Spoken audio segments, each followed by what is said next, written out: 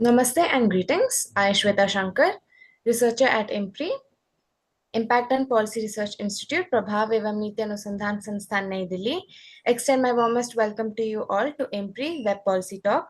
We are gathered today for a panel discussion on transforming climate litigation, the role of MK Ranjitsinh versus Union of India in shaping India's climate policy.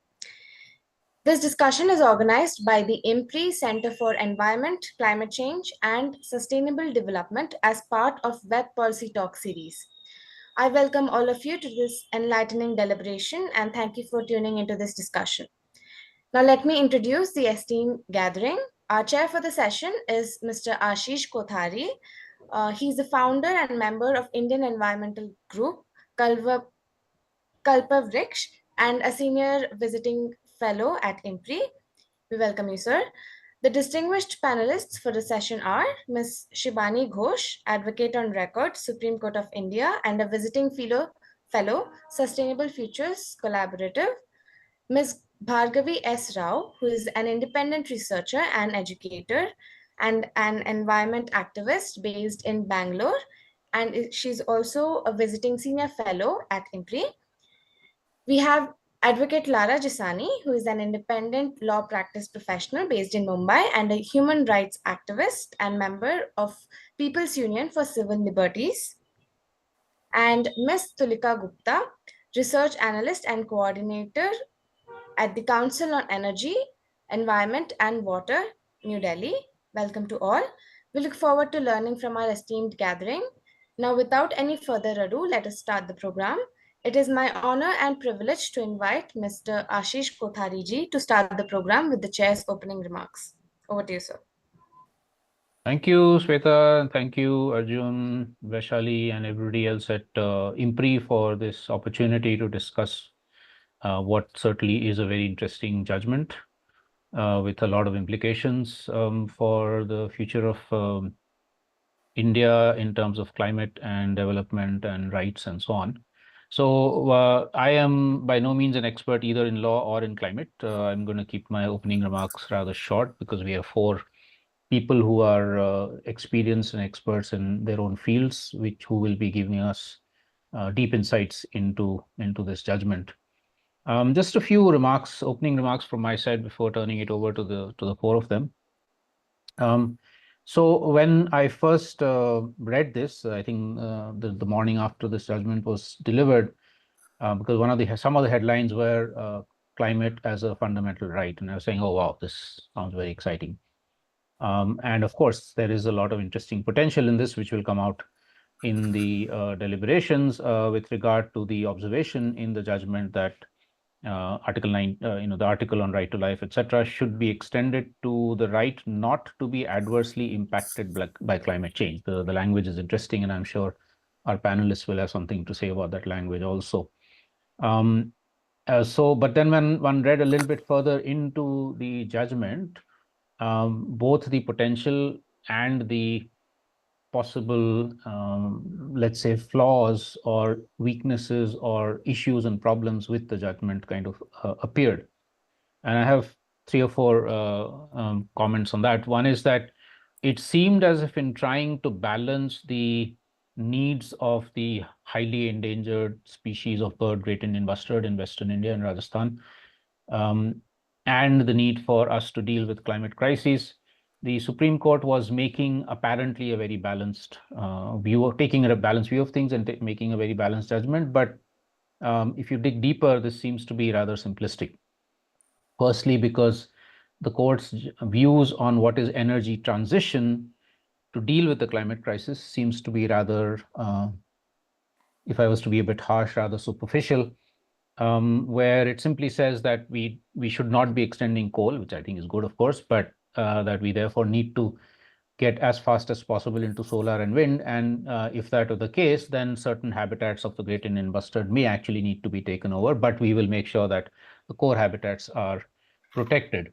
Now, and then of course, it also states the government of India's goals with regard to climate change, such as net zero by 2070, 500 gigawatts of non-fossil fuel energy or electricity, 50% of our electricity generation by renewable energy by 2030, etc. And if those goals were to be met, then we certainly need to significantly expand solar, wind, and other renewable, so-called renewable energies. Now, the problems, of course, with this is number one, that the government of India, when it talks about non-fossil fuel energy, rather cleverly worded, it includes also nuclear and large hydro, both of which have significant adverse impacts, human rights impacts, but also ecological impacts. And large hydro is by no means climate friendly, as there is increasing scientific evidence to suggest that, apart from all the displacement of communities and the drowning of ecosystems and so on. Nuclear, of course, has its own other problems, apart from the fuel issue, the issue of it necessarily being extremely authoritarian, secrecy driven, etc. The other problem, I think, with this is that even if one takes solar and wind as the two biggest so-called renewable energy sources, the most attention that the government seems to be giving, and private corporations, of course, are giving, is to mega projects. And I'm sure our panelists are going to have things to say about that. Bhargavi, for instance, her group has been researching this for some time. We know that because of that, very large amounts of land are being taken over. These are lands of farmers, pastoral communities, and wildlife. Right now, for instance, we are in fact gearing up for a major challenge to proposed mega solar project in Ladakh, which will take 20,000 acres of land in Changthang, the most fragile, ecologically fragile area of that region.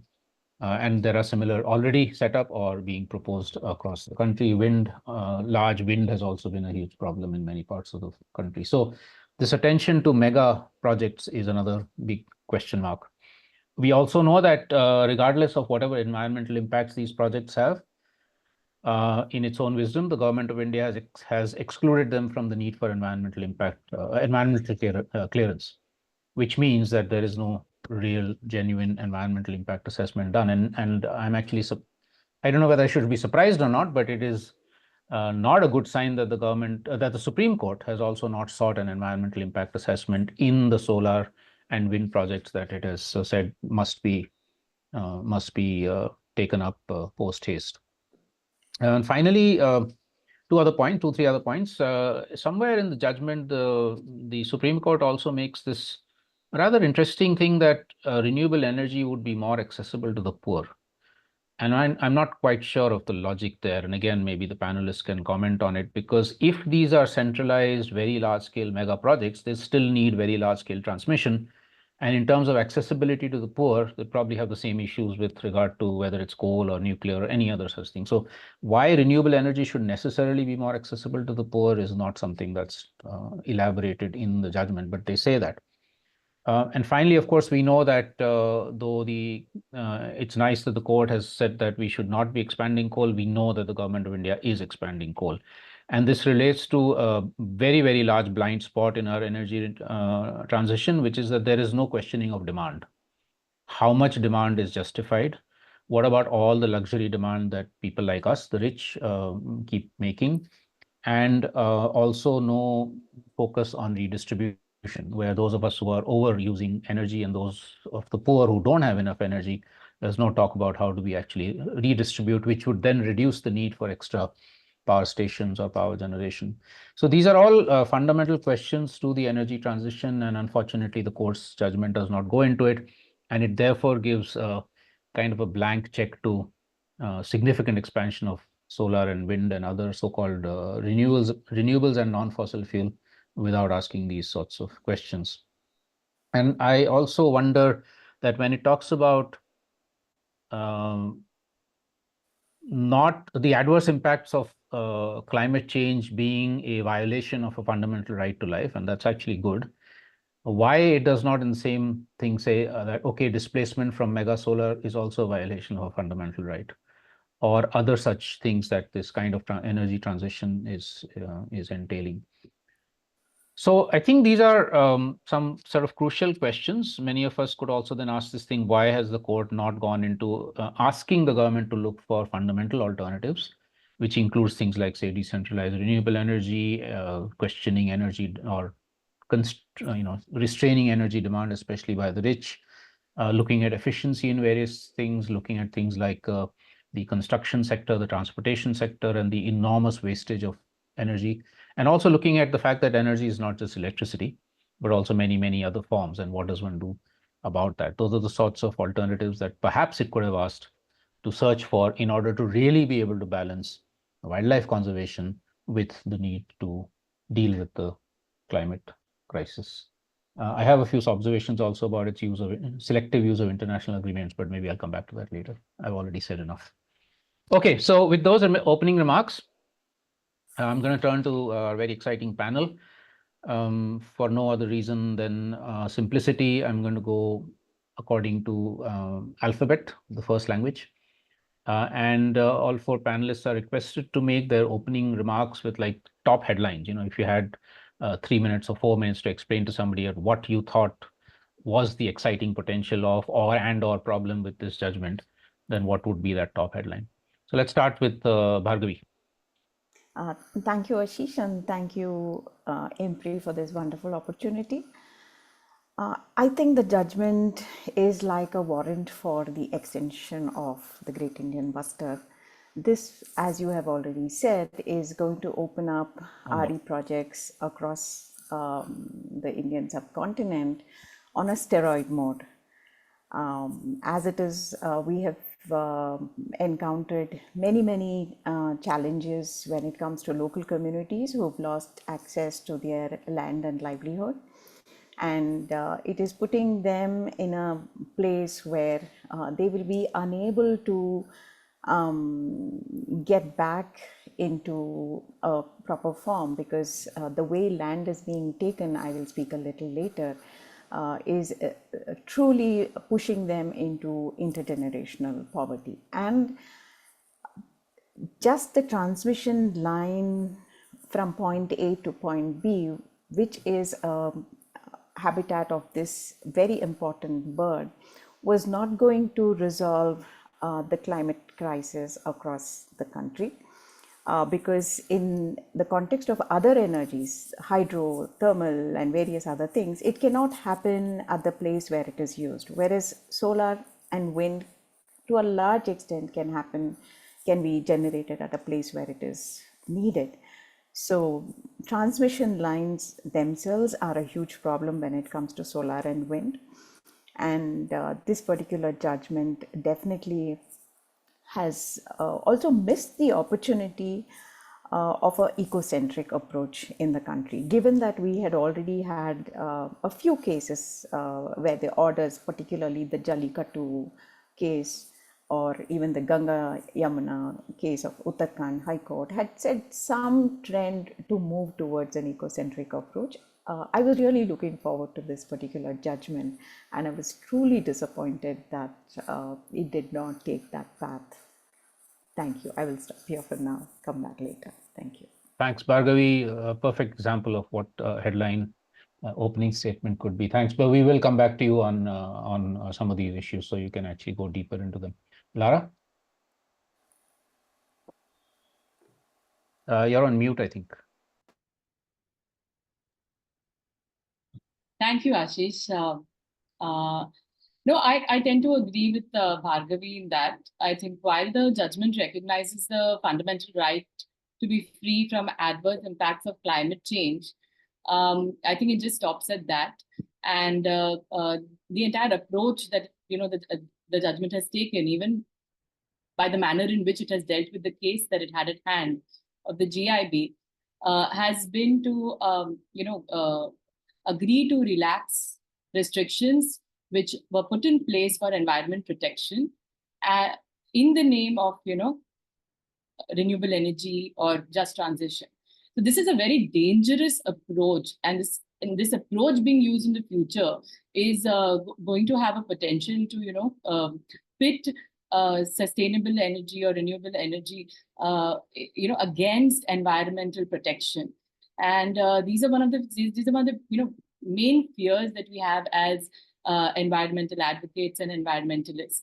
So this was obviously not a very disappointing judgment. It's not what we expected from the court when we heard that a judgment had come on the recognition of protection from climate impact as a fundamental right. And of course, we will be using, this judgment in court in order to enforce this right.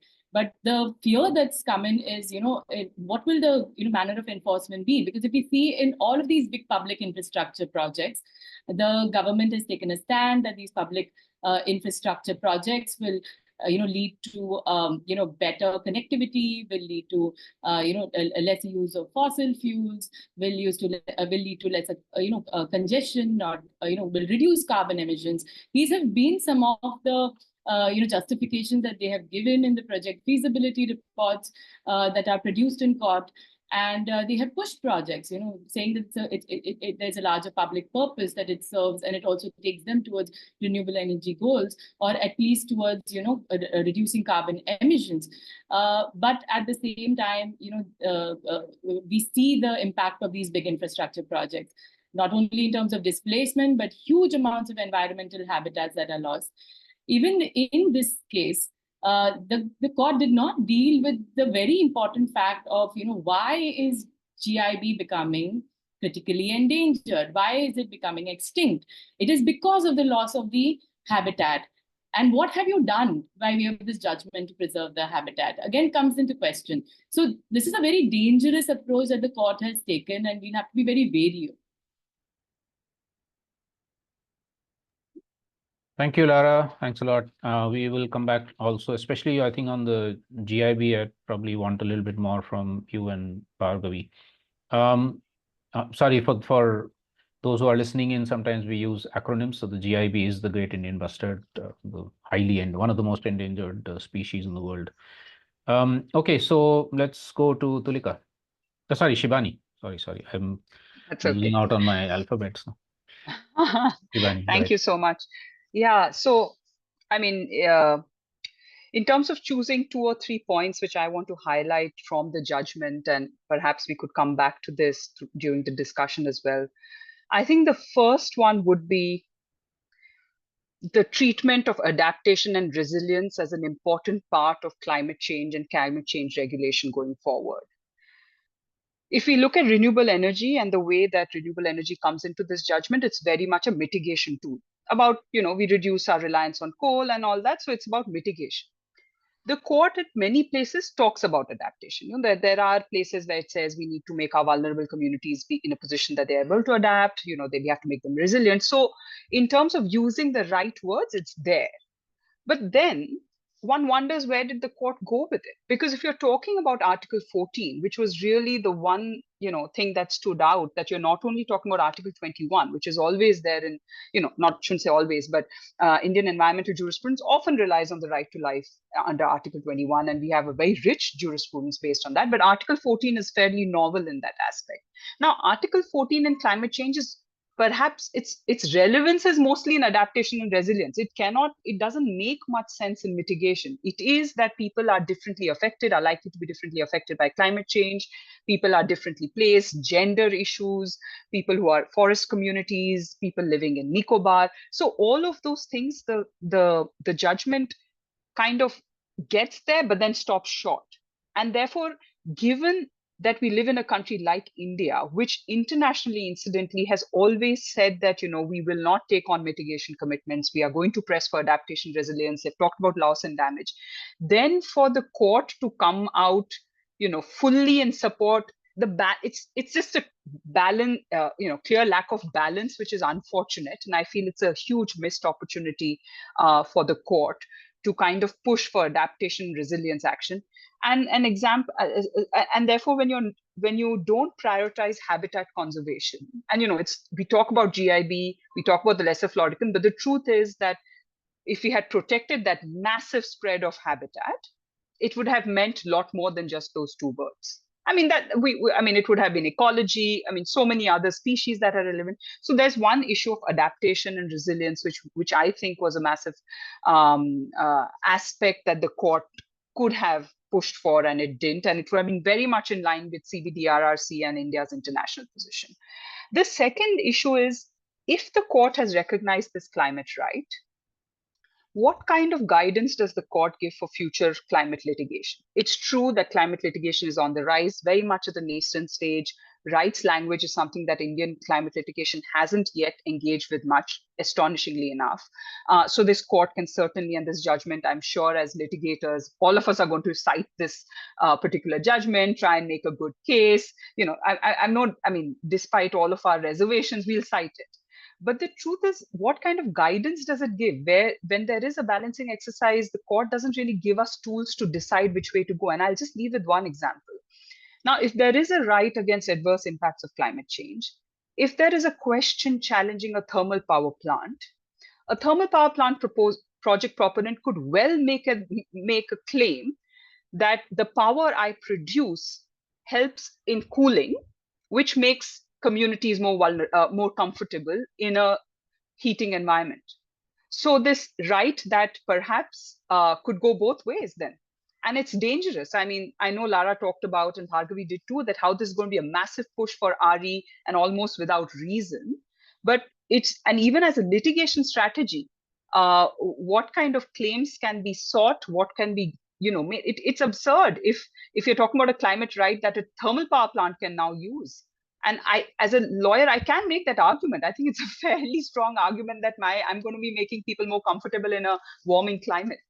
So that's the second point. And just the last point, and something that Ashish mentioned, I think this issue of not touching on demand, considering demand regulation, I think that again is unfortunate. Because this whole thing that we need to produce more without considering why do we need to produce more or supply more is something that cannot be left unpacked in the way that the court left it. I leave it at that. Thank you, Shibani. You'll definitely come back to some of these issues and go deeper. So, Tulika? Hi, and I wanted to thank you for inviting.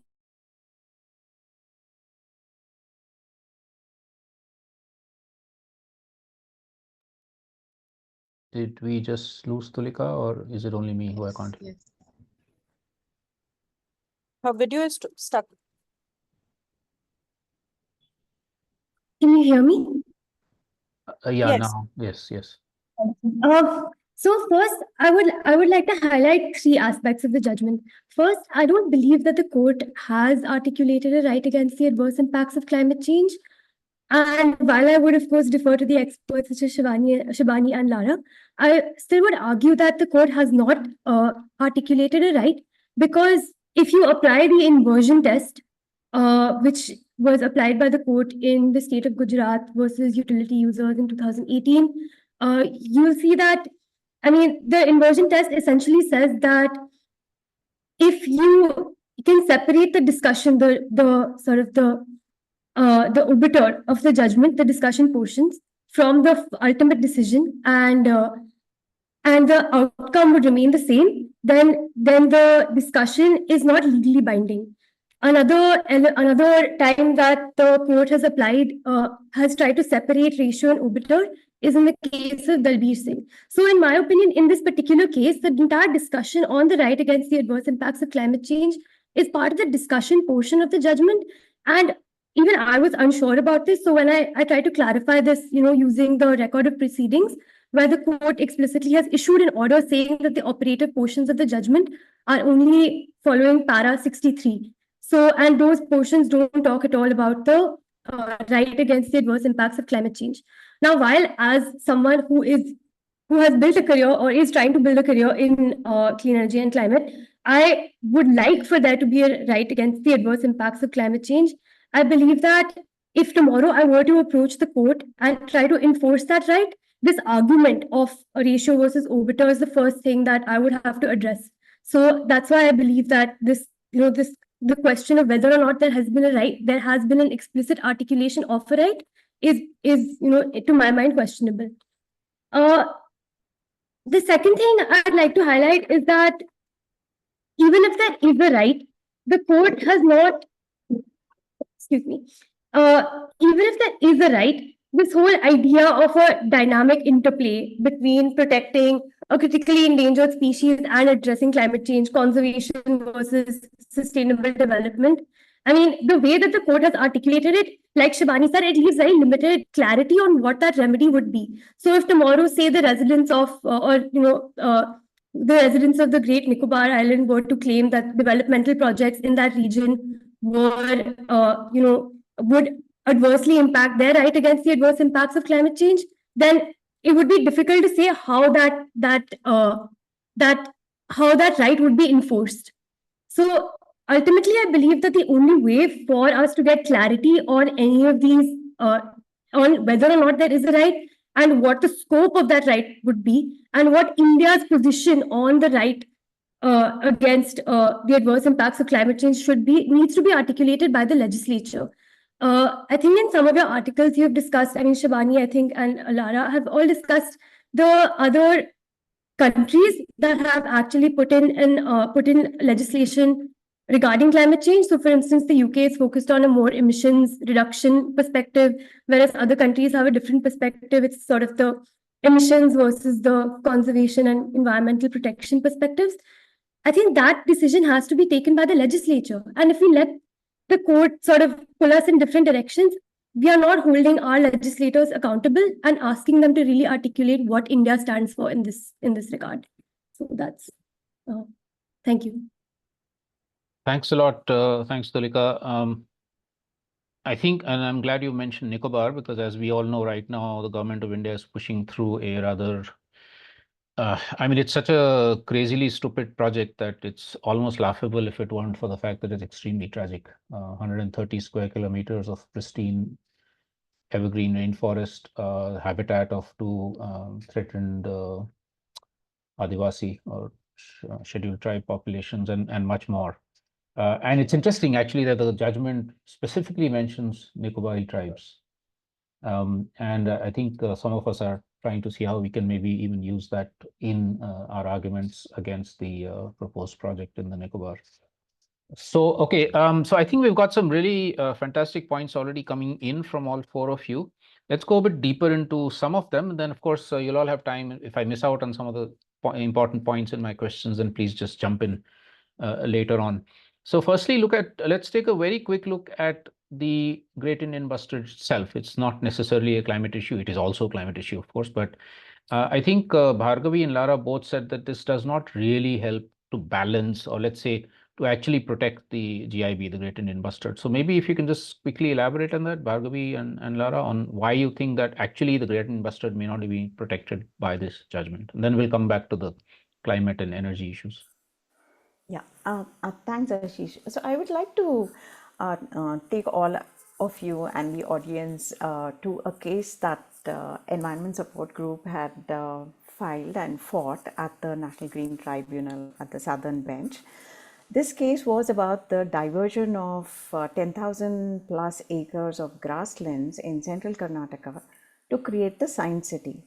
And the Science City involved a variety of projects, which include the building of DRDO Drone Testing Center, BARC's Uranium Enrichment Center, a chunk of land for ISRO, another chunk of land for Indian Institute of Science, which at that point they said they wanted to build a synchrotron, but later turned it into a talent development center, and another big chunk of land distributed to various bodies to create housing and townships and all that.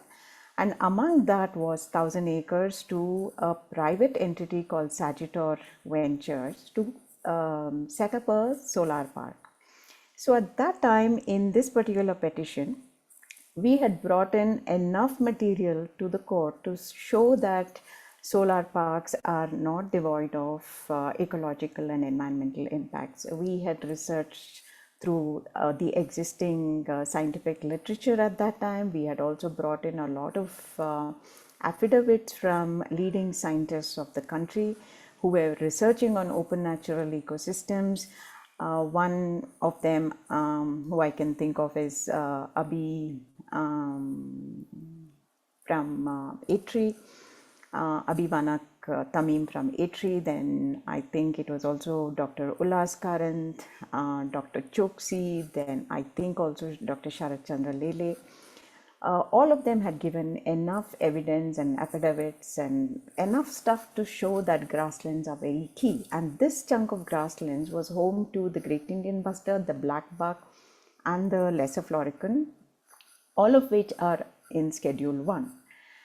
And the case went on for about a year, and the court set up a committee, and the committee did. Apologies, Bhargavi. For those who may not know, she's talking about Schedule 1 of the Wildlife Protection Act, where species are and their habitats are supposed to be strictly protected.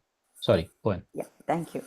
So after about a year, and after the committee that was set up came to the grasslands, held consultations with the local people and gave appropriate recommendations to the court, and based on that the court gave the final order. And in the final order, while the court said that all these agencies can set up their shops only after an environmental clearance, none of them abided by the court order. They all did what they did because I think they felt that they're all above the law, because these are all the big institutions of the country, so they didn't care much about this order.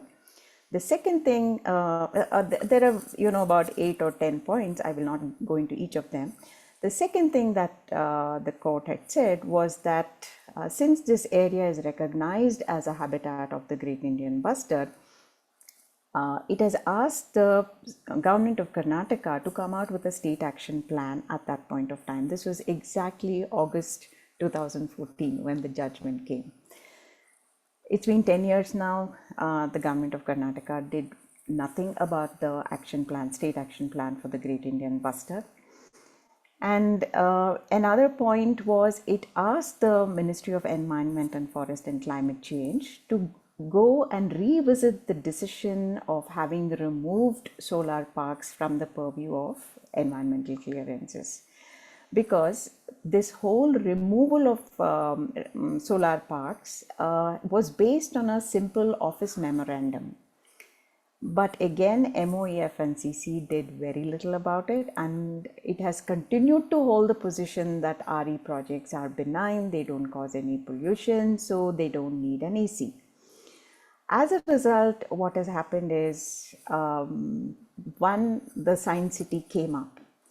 And what is very important is the central part of Karnataka is kind of contiguous with Maharashtra and parts of Andhra Pradesh, where this entire stretch, if you can even open your Google Maps and Google Earth and see, you will see that, Chelkere, Pavagada, this place called Rollapaddu in Andhra, that was actually a sanctuary. All of them are kind of contiguous. They formed a beautiful open grassland natural ecosystem for the Great Indian Bustard and the black buck and all these species. But the Science City came, and soon after, Pavagada took away another 13,000 acres for the solar park. And then came a whole lot of other mega infrastructure projects, completely destroying this habitat. And obviously, Karnataka at that point had some 10 numbers of the Great Indian Bustard near Siriguppa, a place north of the Chelkere grasslands that I'm talking about.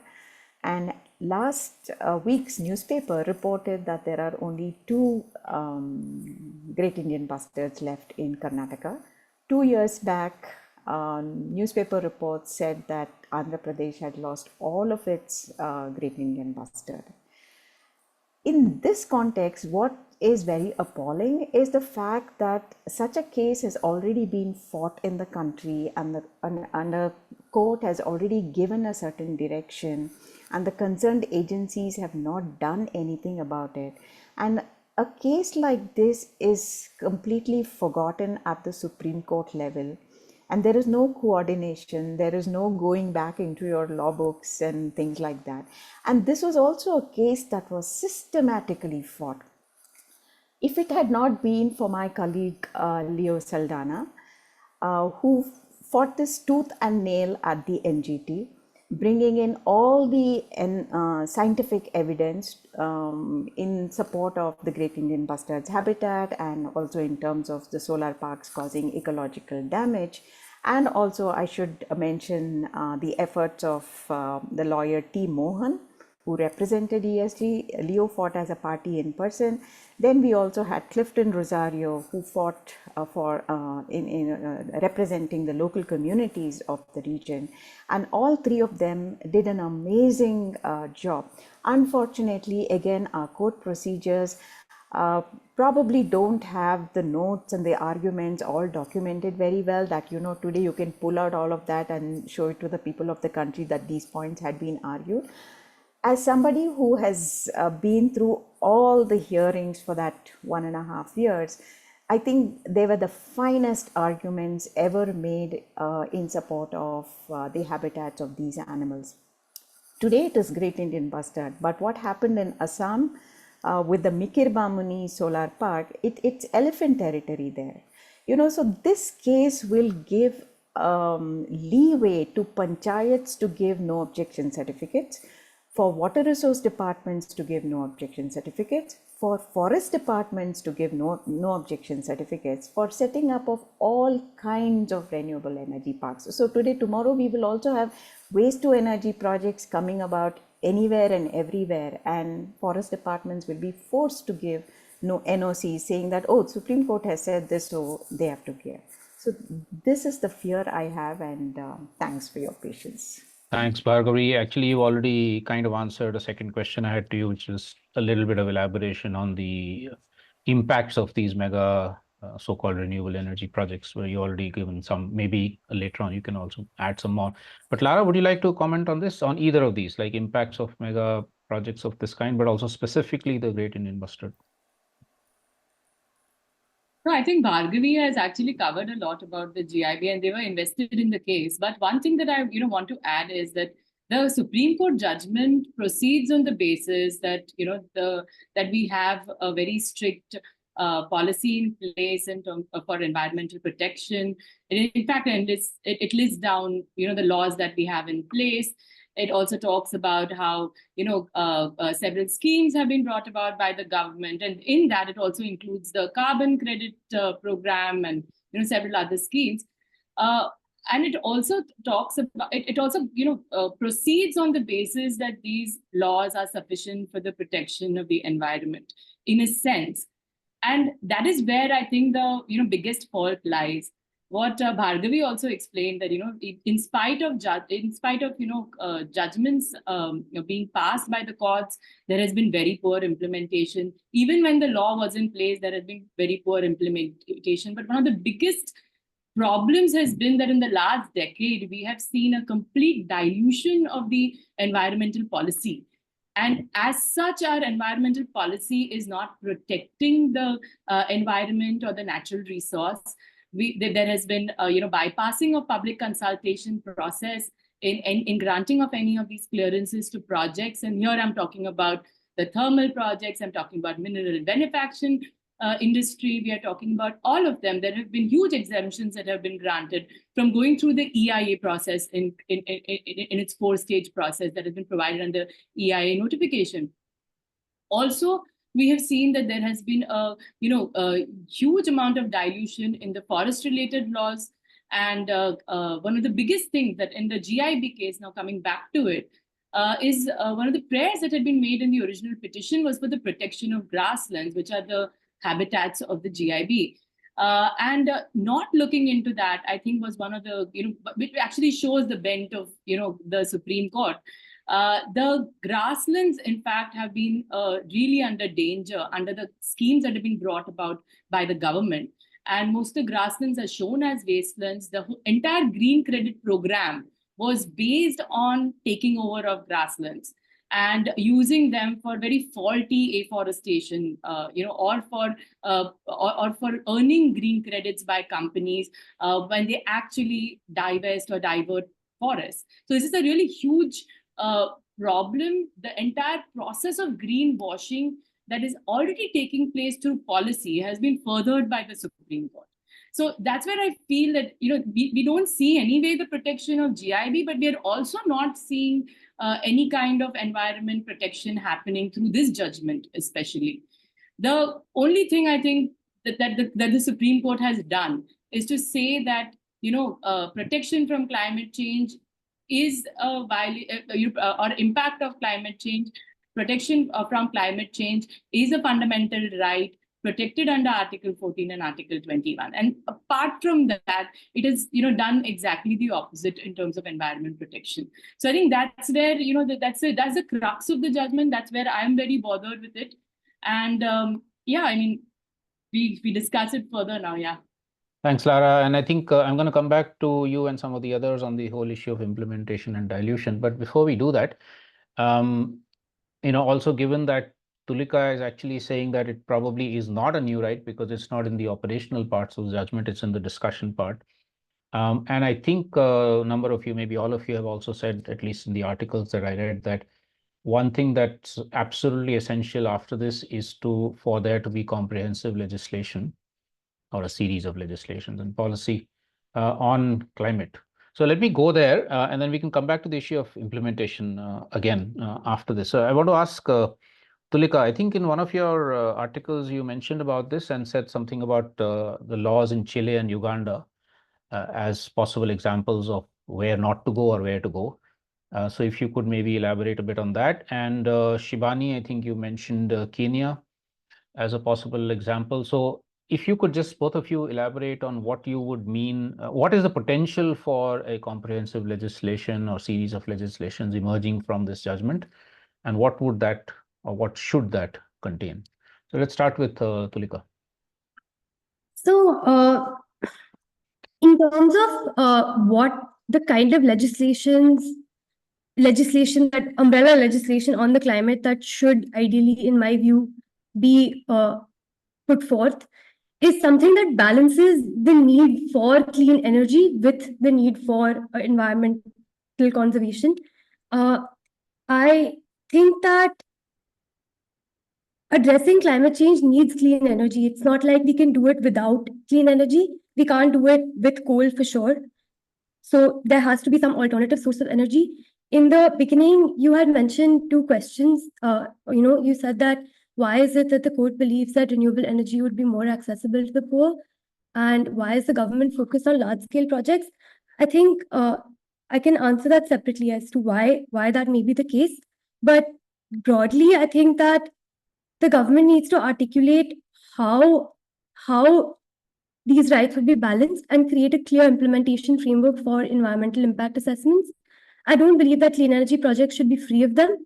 They should be there, but we are in the next 45 years in the journey to 2070 likely to face more such situations where clean energy projects will be conflated with environmental environmental protection, whether it's in terms of whether critical minerals should be harvested from the ocean, or whether in terms of more habitats being captured for solar power. I think that's something that really needs to be there. There also needs to be very clear enforcement of the goals that the government is stating, whether it comes to demand reduction, because the government has committed to 45% reduction in energy intensity under its nationally determined contributions, which was discussed in the judgment as well. But that needs to be supported with monitoring, reporting, and verification, because you can't say that you've completed a target without actually showing evidence for how that target has been achieved, which currently we're not able to see. We don't have data transparency, so that would be something that would really help. And it would really help to provide clarity on what the remedies are if these different rights against the adverse impacts of climate change, whether in terms of adaptation, mitigation, resilience, how those need to be enforced. Because I feel that in the long run, especially in the next 45 years, you cannot have a situation where for every conflict, you have people filing PILs and approaching the Supreme Court. I don't think that's a sustainable or realistic way to achieve any action. Because what tends to happen is that projects, one way or the other, get stalled, whether it's a conservation project, whether it's a conservation project that's fighting against the development of a clean energy project, or any other kind of project. I mean, the moment you go into litigation, the likelihood of either one being scuppered because of litigation is very high. So there needs to be clear processes in place.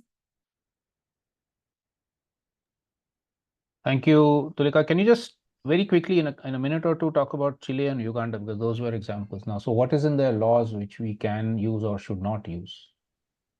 climate laws? We have just discussed Chile and Uganda in the context that the right exists, where these countries have implemented legislation to address climate change, but not because from what I recall, the laws in those two countries don't apply to India. For instance, Chile is looking at a situation where they are going to become one of the leading producers of critical minerals, whether it's lithium or copper or anything else.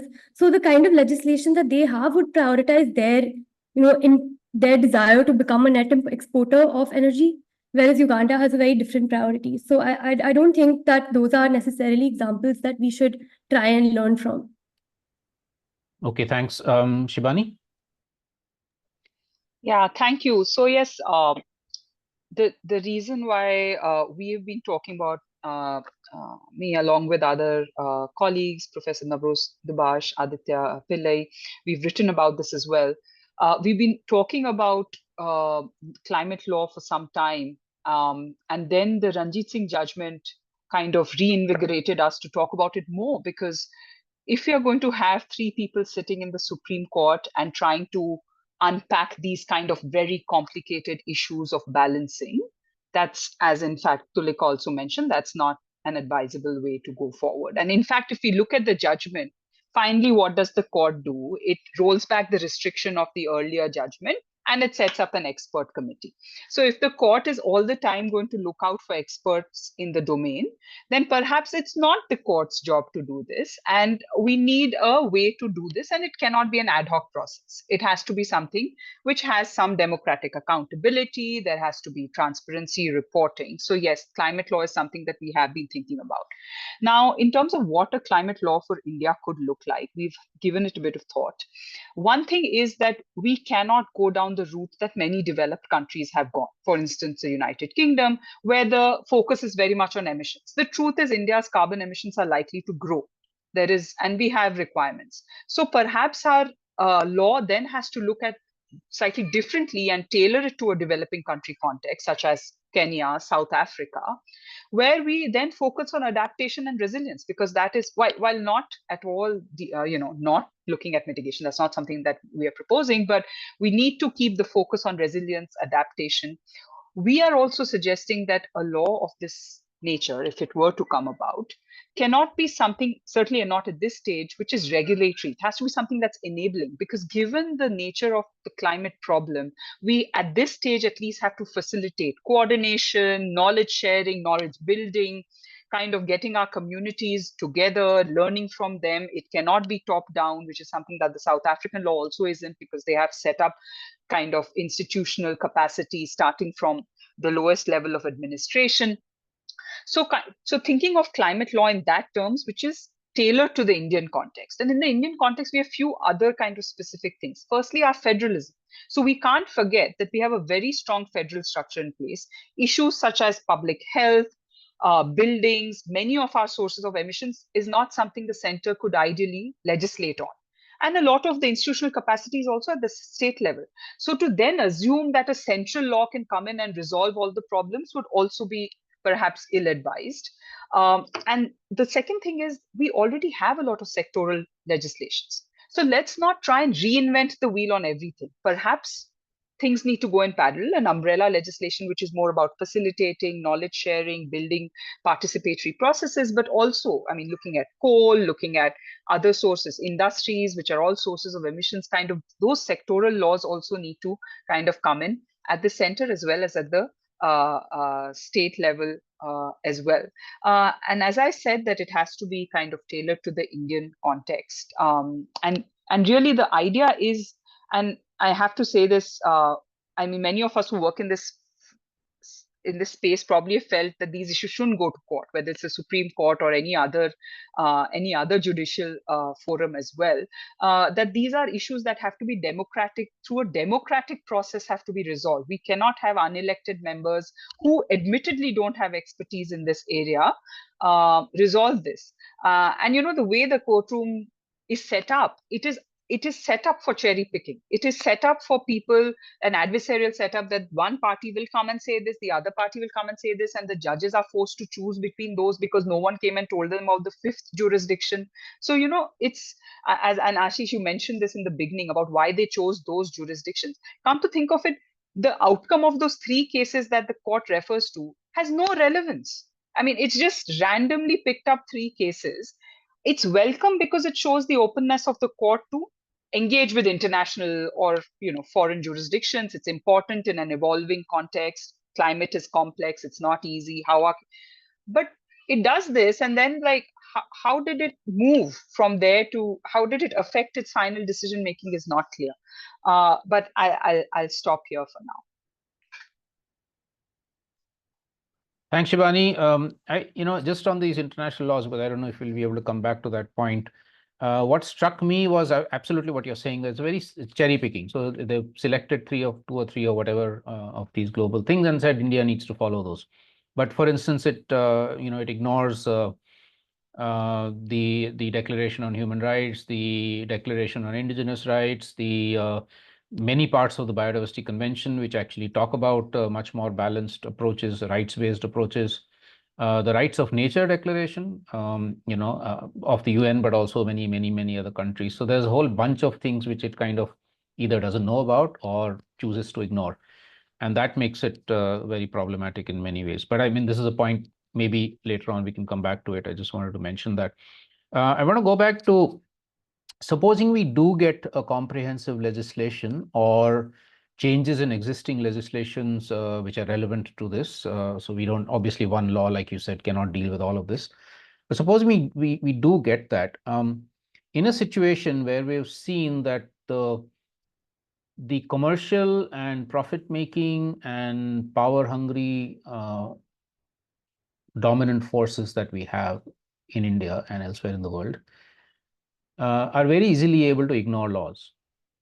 We see that all the time, right? So, example that Bhargavi gave, for instance, and many others that we know of, and of course, certain industrialists who are not to be named are given special preference.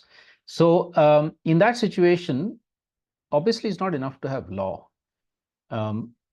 We need to go well beyond that. Maybe this is something that Lara, you can come back on, because I think you'd also expressed some skepticism also about law, if I'm not mistaken, in your initial thing. So maybe you can speak a little bit about this. So we do have plenty of laws. There could be more laws. Maybe there should be, or a comprehensive policy at least under which new laws are made or existing laws are modified. But then what happens with the implementation in a situation where the forces that be, the powers that be, are easily able to ignore, sidestep, and violate them without consequences? So, there are two concerns, and there are two levels of concerns right now in the existing, policy framework that we are dealing with, especially in courts. One is, of course, that, the laws have been weakened. For the ease of doing business, there were, several amendments that were brought into the existing policies. And so what we're dealing with is what was irregular earlier has now become regular. What was, what required, going through an entire environment impact process now no longer requires going through an environment impact process, or where public consultation or Gram Sabha consents were needed in order to get even a stage 1 approval. Now you can go ahead, get a stage 1 approval, start preparatory work without any of these processes. So we're talking about a very severe dilution that has taken place of the law. And by that, we're talking about the CRZ notification. There is a coastal regulation notification, again, a very important climate law. So when we talk about when we're talking about we need a climate policy, the concern that I have is that is this climate policy in the name of just transition or in the name of sustainable development or going to renewable energy going to be posed against the environment protection laws? Because many of these environment protection laws were also to serve as climate policies. So you have the coastal regulation zone notification, which is a climate policy, but it has been very severely diluted. You have the EIA notification of 2006, which has suffered more than 150 amendments. And it has been diluted, in spite of all the various climate-related schemes and policies and international commitments of India, the domestic legislation has suffered. I mean, even under the Paris Agreement, we have agreed to, introduce the climate considerations in our domestic framework, and that has not happened. So all our existing laws have been diluted on the one hand, right? So when we talk about climate policy, we can't have a situation where, Tulika was saying that we are going to see a lot of, questions of environment protection versus, setting up of solar plant, habitat loss versus setting up of, renewable energy. But the question is, why should it be opposed to each other? That is that is the fundamental area in which, the concern lies. Where are the alternatives? Are they being looked at? Is the information that we are getting whole?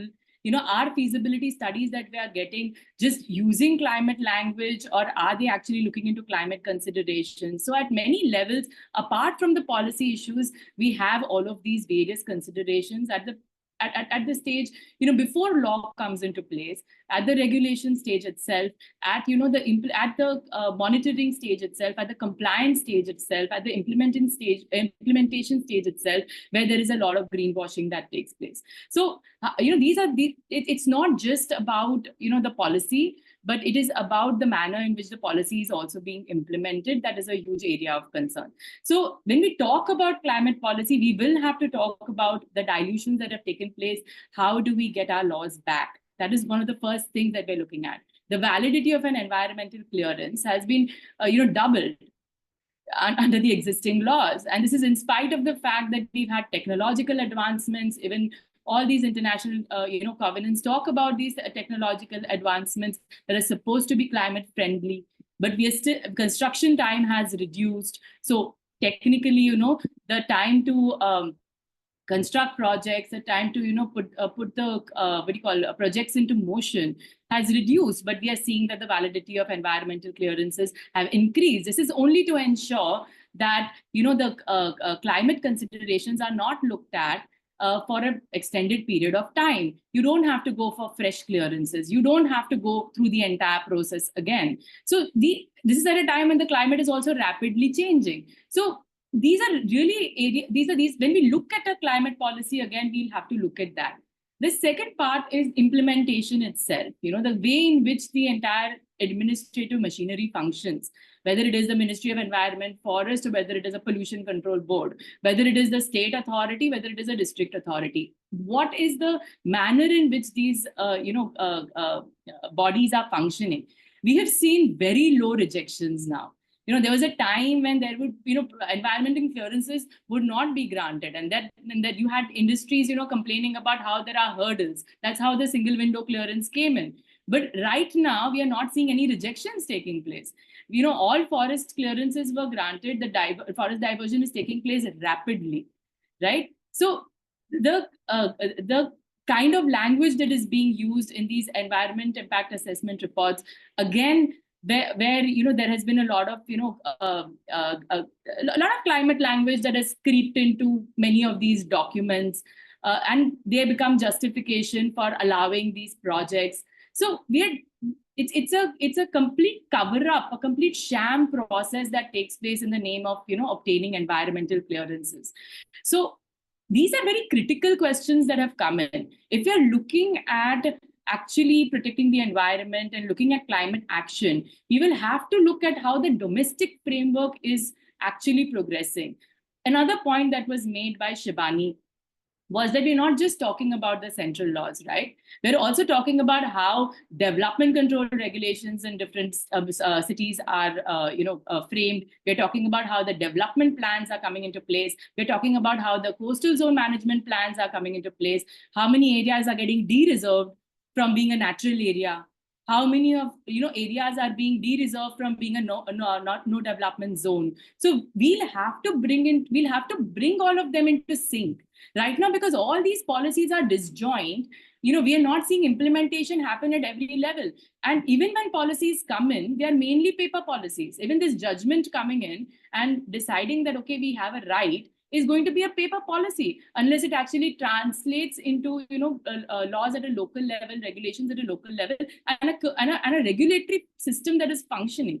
So these are, some of, they're very, I'm not trying to paint a very, sorry picture, but the question is that all of this will need to be factored into, the climate policy drafting, in understanding how we can move ahead from this, how we can, bring back our rights, how we can, dismantle the structures that are in place right now. These are going to be very critical questions.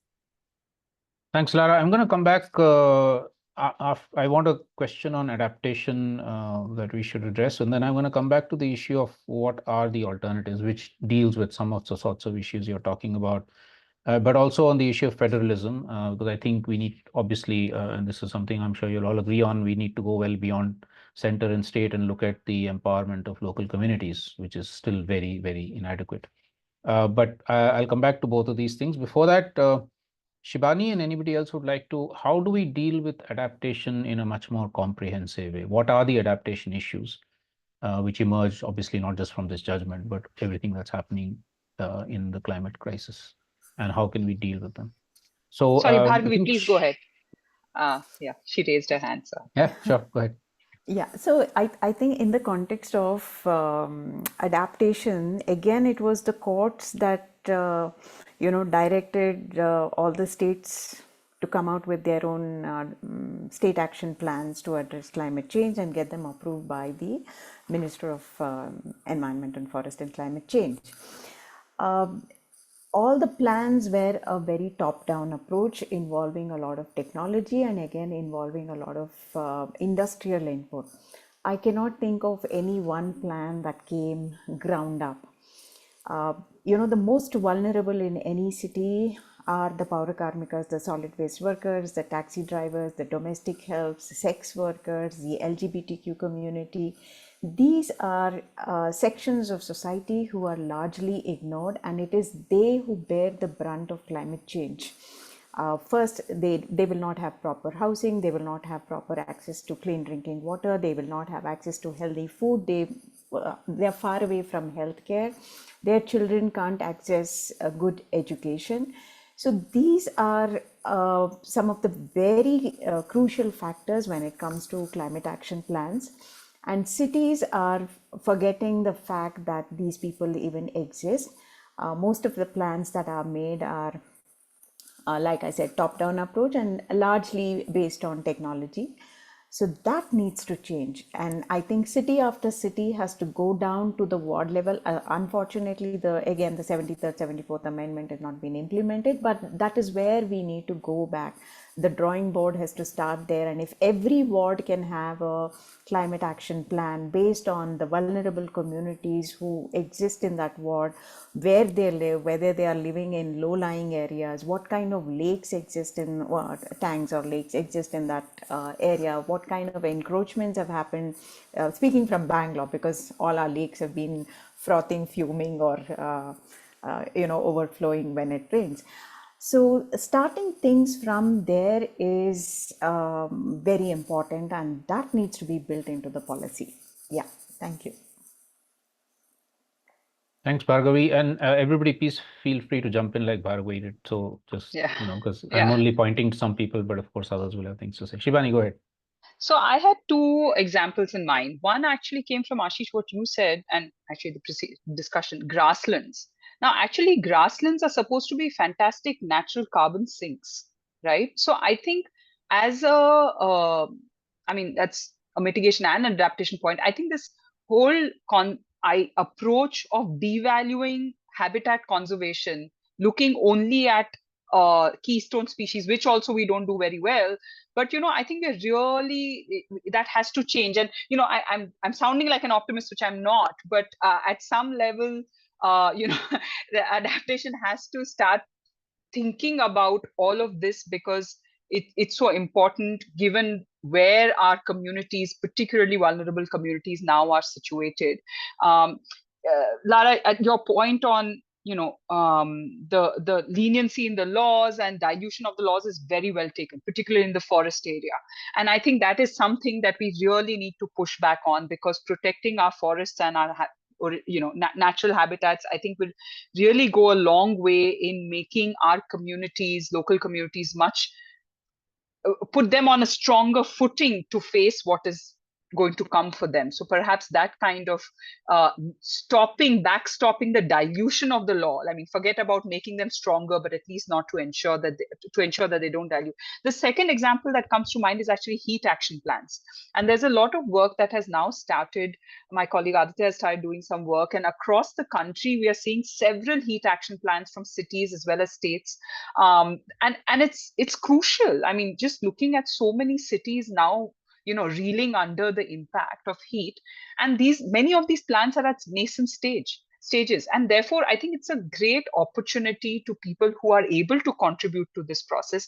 And while I have also looked at regulatory institutions being critical of the way they function, and how poorly they have been staffed and all, but I also, when I speak to some of these people, for instance in the pollution control board, their response is, we don't have access to resources, people don't tell us what to do, like tell us what to do and we are willing to put our money. So sometimes they're in this position where they don't have solutions. There are these odd bureaucrats who are open to ideas, open to spend the money, put their neck on the line. And then perhaps many of us need to reach out to them and say, look, this has worked, likely to work, let's do a pilot, let's do something. So I feel like heat action plans is just another example, Ashish, to say where adaptation has to start kind of being weaved into our policy. Otherwise, and I take your point that we should not be urban focused. I mean, obviously this is going to affect so many all parts of the country, but just as an example of where work I think is starting and can go a long way on adaptation. Thanks, Shibani. I think taking off on that heat action plans thing, I was also looking at them a little bit, and I think one of the things that struck me, I mean, some seem to be good in terms of making the city administrations accountable to those who are most badly affected by heat or extreme heat. But one thing that struck me was that it didn't seem like any of them, or maybe, I mean, I didn't look at all of them, but none of the ones I did see seem to actually deal with the fundamental factors of vulnerability. The sorts of people that Bhargavi spoke about, street workers and so on and so forth, even say traffic police and so the factors that make the fundamental structural factors that make them vulnerable both in their working conditions and their living conditions are something that would need a much kind of more fundamental reorientation of city planning, or who decides on city planning, and of course much greater participation of those people in decision making.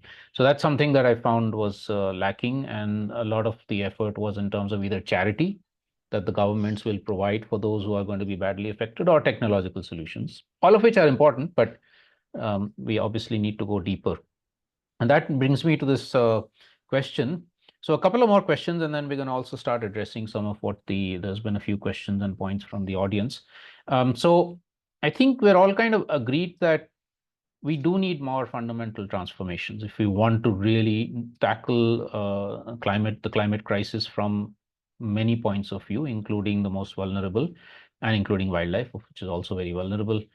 Then we need something more fundamental. And to me, it seemed like the sort of technocratic or technological direction that this judgment by the Supreme Court, and many judgments previous to that also giving, are kind of ignoring the non-technological, more social, political alternatives. For instance, in the case of forests, much greater collective tenurial security and rights to communities, which the Forest Rights Act does kind of provide, but then most governments, across most of the country, it's not really been implemented because, well, for obvious reasons, certain departments lose their power.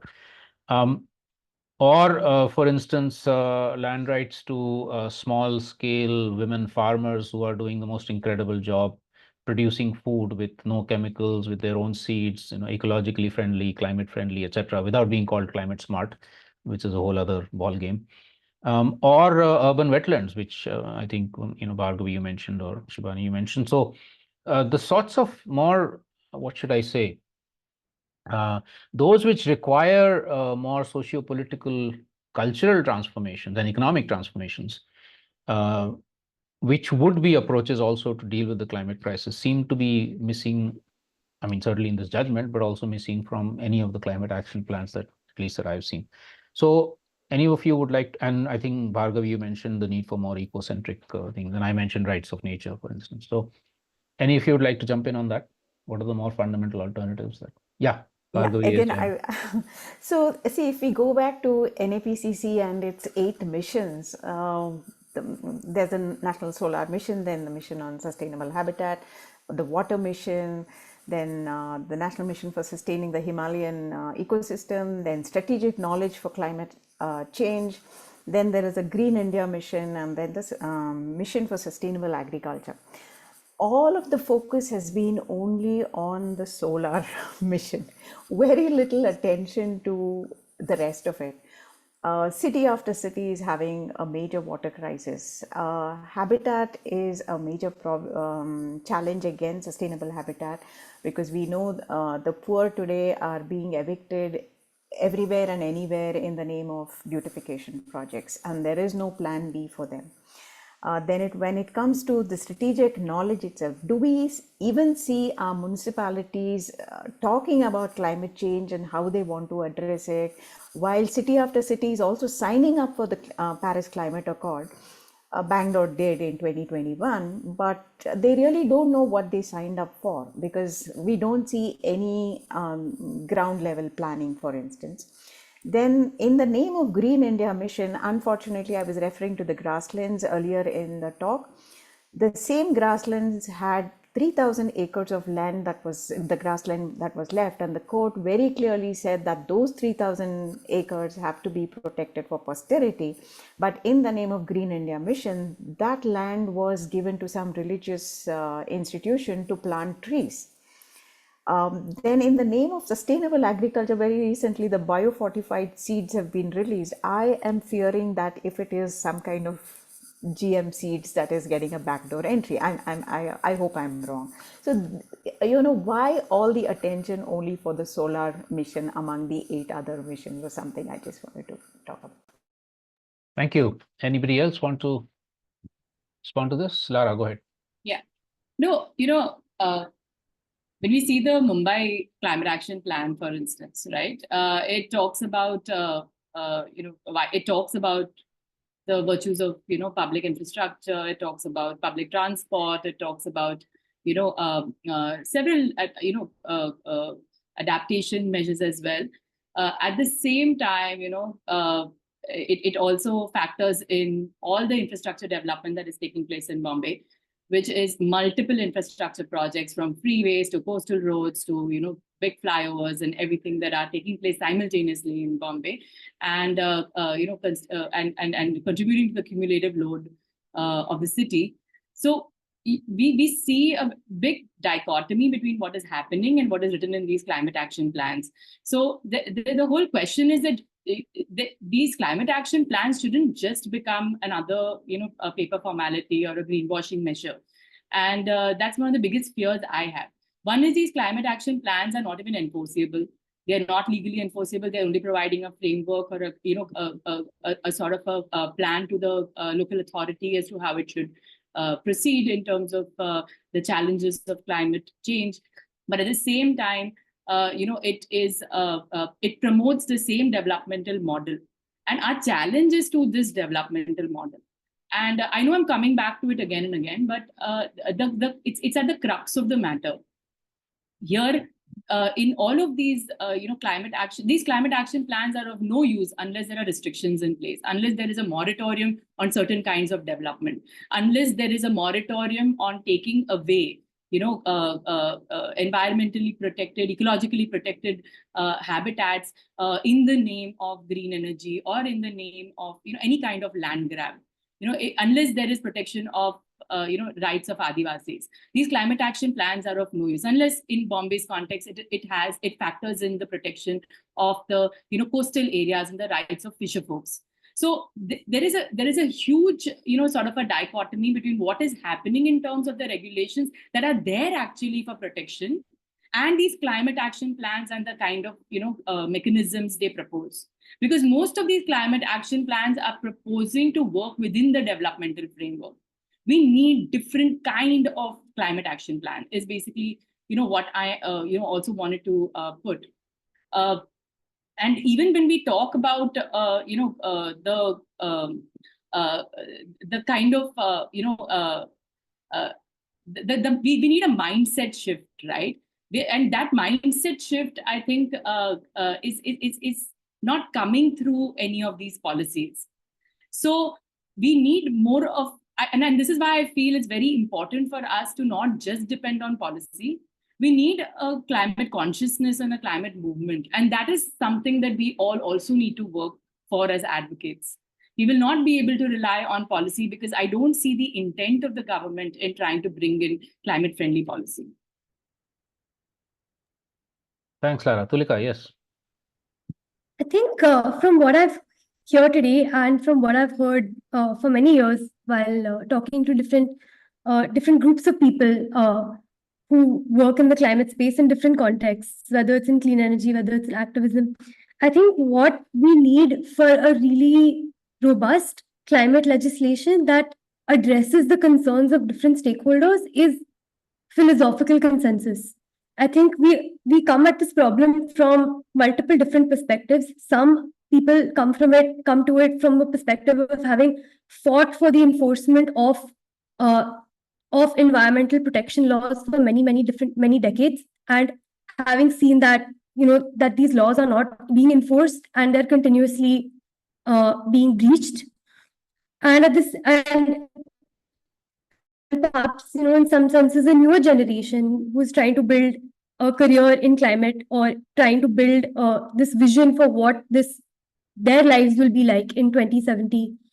I think somewhere there has to be some amount of there has to be a bridge between these two perspectives, and the reason for that, there are two reasons for that, right? So some of our environmental laws were passed in the 1970s, 1981, before climate change is even recognized as an existential threat the way that it is today. It was only 1982 that the Stockholm Declaration was passed, right? And second, things like clean energy.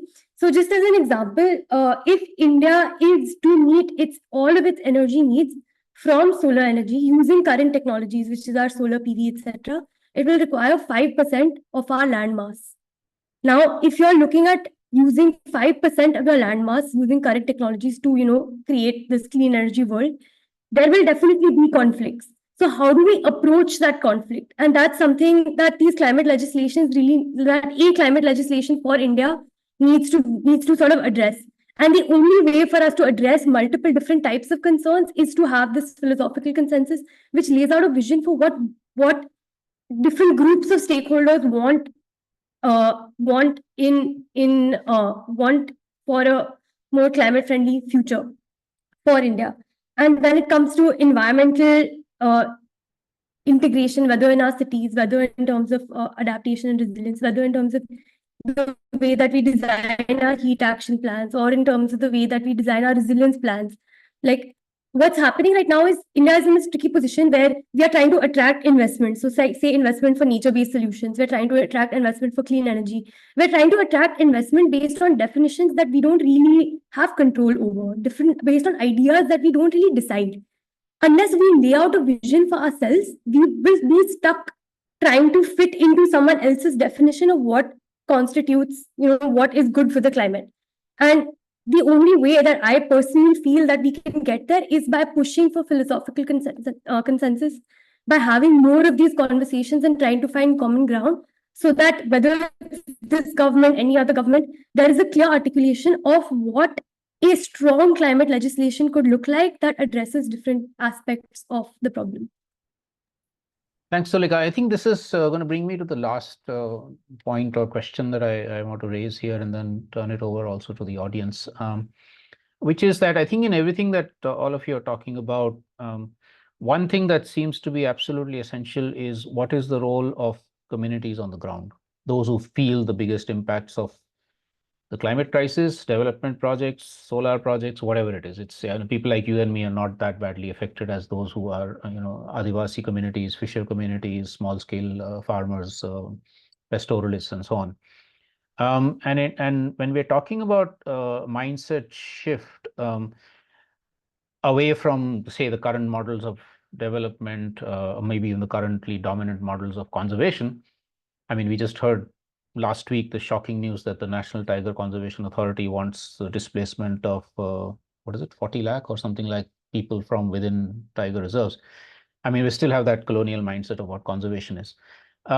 So if one is talking like that, then I think there are two very essential questions or issues to raise. One is that we have a model of development which is defined and dominated by capitalist and or state dominated institutions. And unless we are actually able to challenge that itself, I think it'll remain there. And, we say, India says in international circles that we need the right to development. And of course, nobody can disagree with that. But then if the right to development means expanding coal mining in Chhattisgarh, to the detriment of local Adivasis, or if it means, that's a form of internal colonialism, or if it means of self-reliant India, for instance, Atmanirbhar Bharat means expanding coal because India as a nation needs to become self-reliant with energy, but by displacing communities that are actually already self-reliant, then obviously there are problems here. And so that leads me to this final thing of where is the role in all of this of communities who are supposed to be empowered by the 73rd and 74th constitutional amendments, which I think Bhargavi mentioned, rural and urban, whereas we see, firstly, of course, implementation is poor, but secondly, even by concept, there are flaws because financial and legal devolution has never taken place. Communities don't have the sorts of financial powers or legal powers that they should have. So when we're talking about making laws, at what stage do actually communities come into the making of laws? It's still very much at state and central government levels, and the same thing with handling most of the finances. And then we say that implementation is poor. That to me is also a sign of poorly defined laws, because if the laws don't actually have a central role to communities on the ground who are impacted in the implementation, in the framing and then in the implementation, then they actually will never get implemented because the people most badly affected are not part of implementation. So anyway, so I think these are some crucial issues. So anything, again, any of you would like to say on this? Yeah, I Who wants to would start? just like to Yeah. add that so all these RE projects, for instance, are land intensive. So if we look at our land acquisition processes itself, the Land Acquisition Act was amended because of the efforts of civil society over the last 30-40 years. The 1894 Act got amended under the 2013 version, and then with more amendments in 2015. But that law has been put in cold storage. We have found newer ways to dodge that law because it has some very good fair compensation and rehabilitation packages. If you look at the Pavagada Solar Park, it is a lease method where the local people are getting a very, very petty sum of just 21,000 rupees per acre per annum. And a large chunk of the land has come from small and marginal farmers. So it has left them all devastated. If you look at the Chamrajnagar area where there are hundreds of smaller solar parks, it is a direct purchase by the developers where they have sent out brokers to lure men who are drinking themselves to death in alcohol shops, and the women of the households don't even know that the land is being sold. And if you look at the case in Mikir Bamuni, it was grant land given by the government at some point of time to the poorest of the poor, and that was snatched away through violence. So this has become a way to grab land. So under the Land Acquisition Act itself, you have a public consultation process. So that is completely, kept out. So the local people have absolutely no voice. And then this has left, and also the renewable energy policies have left states to reform and bring in amendments to their own land-related laws in every state. So it is literally laying a red carpet to capitalists to set up their shops, leaving local communities and their traditional knowledge completely buried in the dust. Thank you. Thank you. Tara, go ahead. Yeah.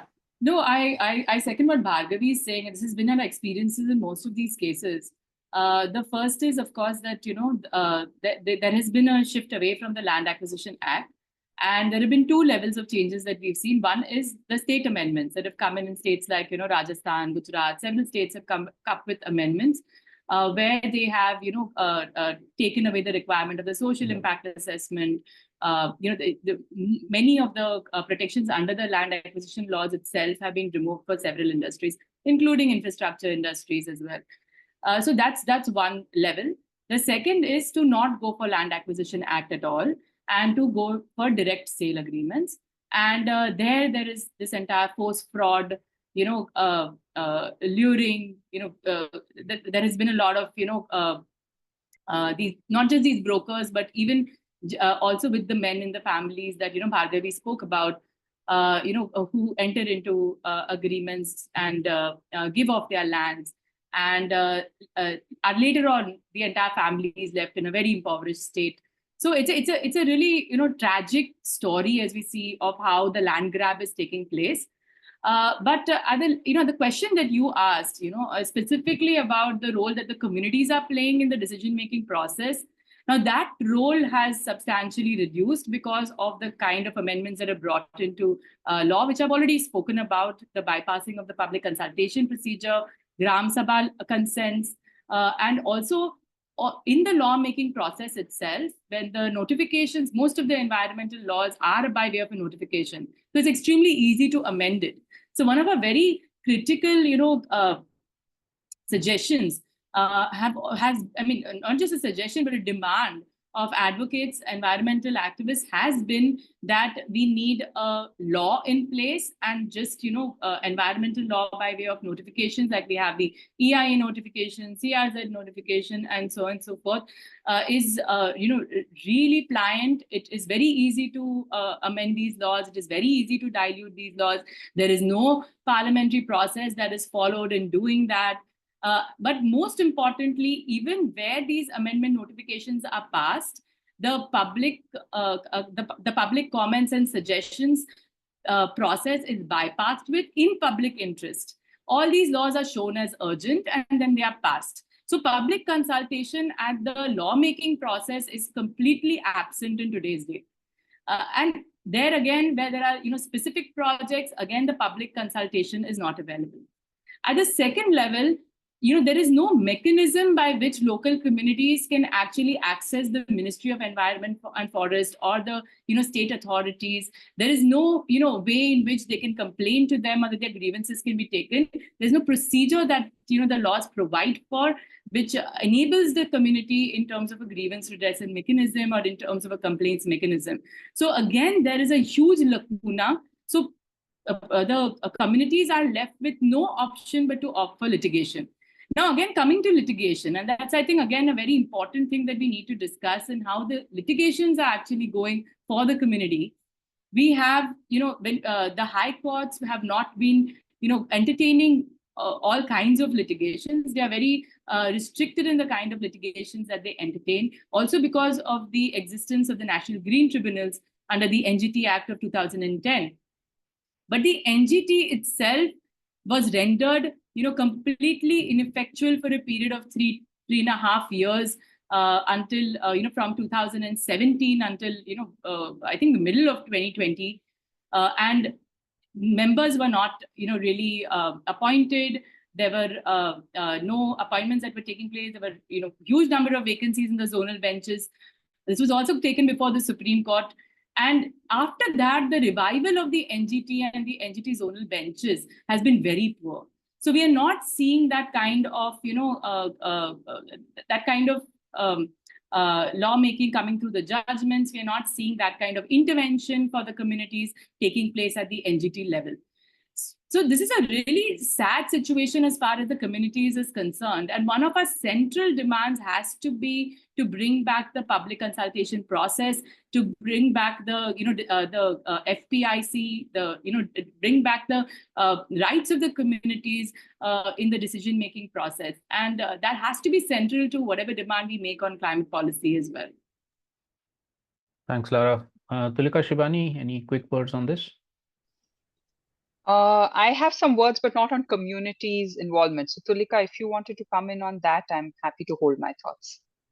Okay, so Ashish, with your permission, can I talk a little bit about the judgment and some thoughts I had on the judgment, if that's okay. Yeah, go if ahead. it's- And then we will, I actually have one last question for you, but that we'll do at the end. But then After you I finish, can. you want to come Okay. in at that stage, you can come in. You'll all have a chance for some final closing remarks if you want to do it then. It's up to you. Okay. Yeah. No, I just wanted to say a few things about the judgment itself, since we were this whole session. I mean, it's been. I'm so glad the discussion has gone in so many has touched on so many aspects. But just a few things. One thing we have to remember: some of our landmark decisions in environmental law, the outcome has always been against the environment. Many of us cite the Lafarge judgment, we cite intellectual forum, you look at the final outcome, it was not in favor of the environment. So, we have this bizarre faith in our, not bizarre, but I mean, for some reason, we have this faith in our judiciary, resolving all our, all our angst in some ways. The truth is, and Tulika, I'm glad you picked up this point that, is the right part of obiter. Like, it has no bearing on the final, precedential value of the judge. It doesn't matter. As litigators, it doesn't, if the judge uttered the word, we will use it. It doesn't matter if theoretically it is of advisory, persuasive, whether a minority judge gave it's you may be right, the final outcome was not affected by the right, but the truth is that there is huge potential of this right being misused. We don't have guidance, as I said, and many of us are not sure about the value of this judgment going forward, or are entirely sure of the misuse of this judgment. But there is perhaps some scope of positive use of this right. Perhaps, I don't know. It's in our law books now forever. So going forward, maybe someone can make a good claim on their right not to be, the right against being sunk, as in that rising sea levels. Perhaps coastal communities at some point can use this right to say that the local body should be able to adapt the coast to ensure that our rights are protected, our livelihoods are not affected. So in that sense, one could see this right being used. I mean, all of us are totally cognizant of the ways it may not be used, but I think there is something to be said that maybe in future we have some hope. But I'll stop. Thanks, there. Shibani. That was actually going to be my last question for all of you. Sorry. How do we use the judgment? That's okay. We'll come back to that, because it will be good to end on that kind of a positive note. I also. actually also I'll come wanted back to comment on this. Can I come back to that at the end, after having dealt with the questions that the audience has been raising, or do you want to absolutely come in now? No, not really. Yeah, so we'll have a final round, a few minutes for each of you to actually look at this question also, and any other final thoughts that you have. So let me, I think, folks from IMPRI, if you could also help me. One is in the Q&A. Suhastai has been very good at putting her questions in the Q&A and not in the chat. Thanks, Suhastai. I don't know if it's possible for any of the people in the audience to speak. Otherwise, I will open up the questions. I think they can speak. We can give them the access to the mic. Okay, so Suhastai, you have several questions. Would you like to place one or two of them? Maybe not all of them. We may not have the time. Go ahead. Yeah. Actually, I would say that maybe the questions you people can go through even later, but I would like to use the time for suggesting a couple of things. Maybe I have put them in the form of questions as well. Meaning, first, thanks for the excellent discussion. And Bhargavi and Lara, we all lived all the problems together. So I share all the things. And nice to see Shibani and Tulika, young people, raising more questions. I have a suggestion, like it was done in case of gender sensitization. How about considering some kind of a orientation program for the judiciary? And one major thing that is needed in that is the science behind the climate crisis, which we have Samyada who talks very nicely and simply. But if the science behind and the severity is conveyed properly to the judiciary, at least as human beings, they may get sensitized and we can hope for something better. That is my one very basic thing that I wanted to share. The second is, as the grassroots struggles, we have always been asking for a right of the affected community to say no to the project, which is never recognized. And we all know about the ways the laws are bypassed and all. But should we assert this? Meaning, we have two different kind of communities. One is the more urban, better placed ones, whom we need to orient again to say that you cannot go on having more and more energy. So you have to check, which definitely Ashish would agree. You have to reduce and minimize your energy demands. No alternative energy also can fulfill all if you go on increasing. And you have to accept and respect the rights of all the remotely based tribal, non-tribal communities, of first rights of those communities to the natural resources. Because it is by disrespecting and violating their right to natural resources, we all have been grabbing in the name of development all their natural resources. So can we somehow think of connecting these concepts to developing programs and hope for the best, at least by such sensitization program? Thank you. Thank you, Swasthai. I think on the first question, there's also something in the chat. I'll just read it out by Dharmesh Patel. He says, clearly current legal magistrates are not trained in giving climate and environment related judgments. What could be done to form countrywide comprehensive legal guidelines for all future climate litigations to follow? Maybe this is connected to Swasthai's first question. Let's deal with that first, and then we'll come to the second one. Who'd like to respond? Yeah, I think we should start with, inculcating the habit of bird watching among all judges. And then maybe even in law schools, it should be made mandatory that everybody becomes a bird watcher, and nature walks should become mandatory courses, and some kind of connection to nature. That could be a good start. I'd be happy to take those bird watching sessions.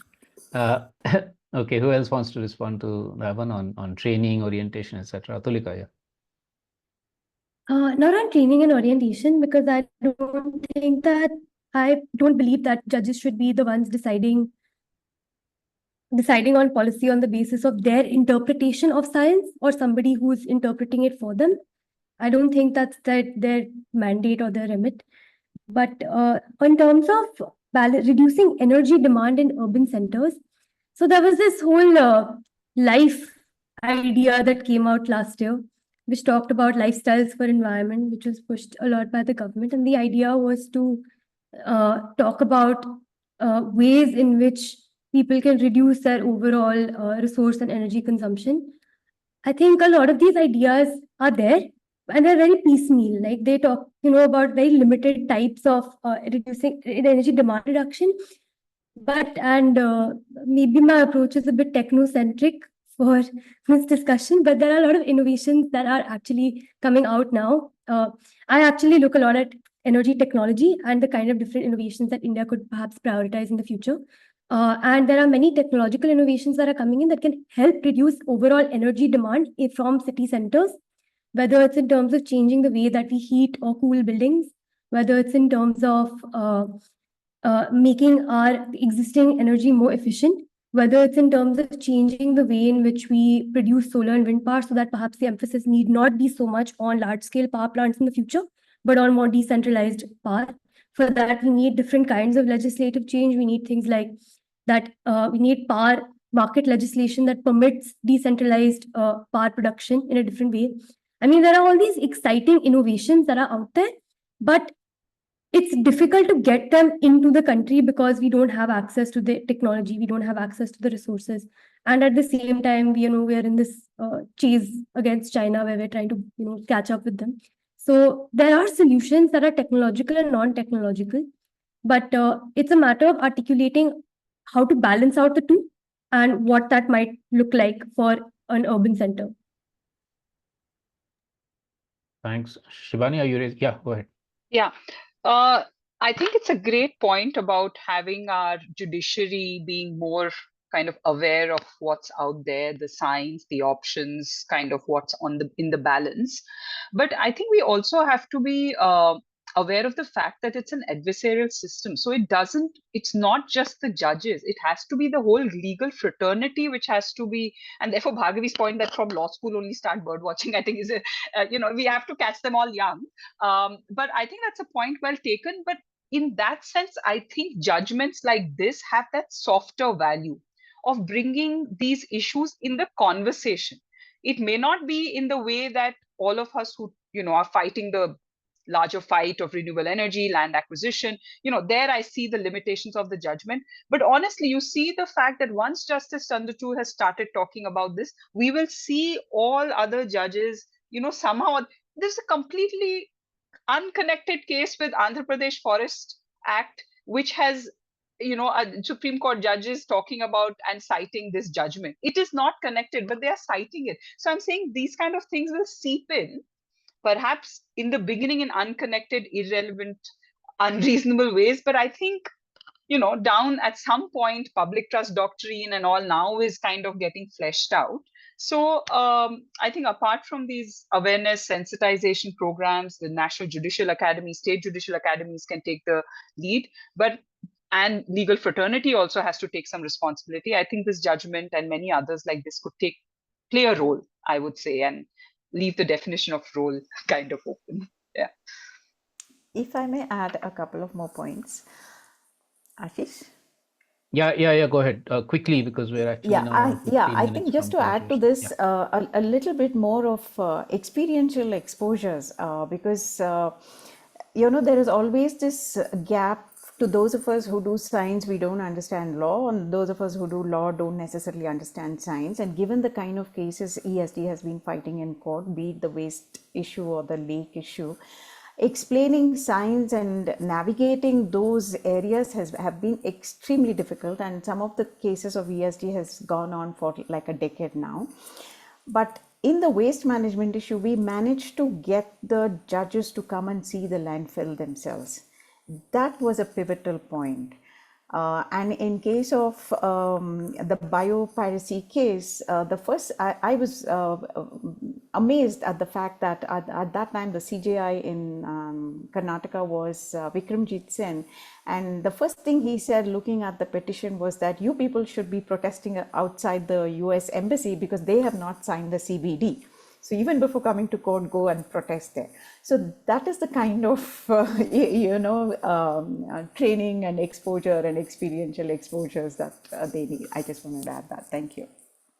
Thanks. Talking about exposure, I remember 1984, the Shriram gas leak in Delhi, and the toxic cloud actually went over the Supreme Court.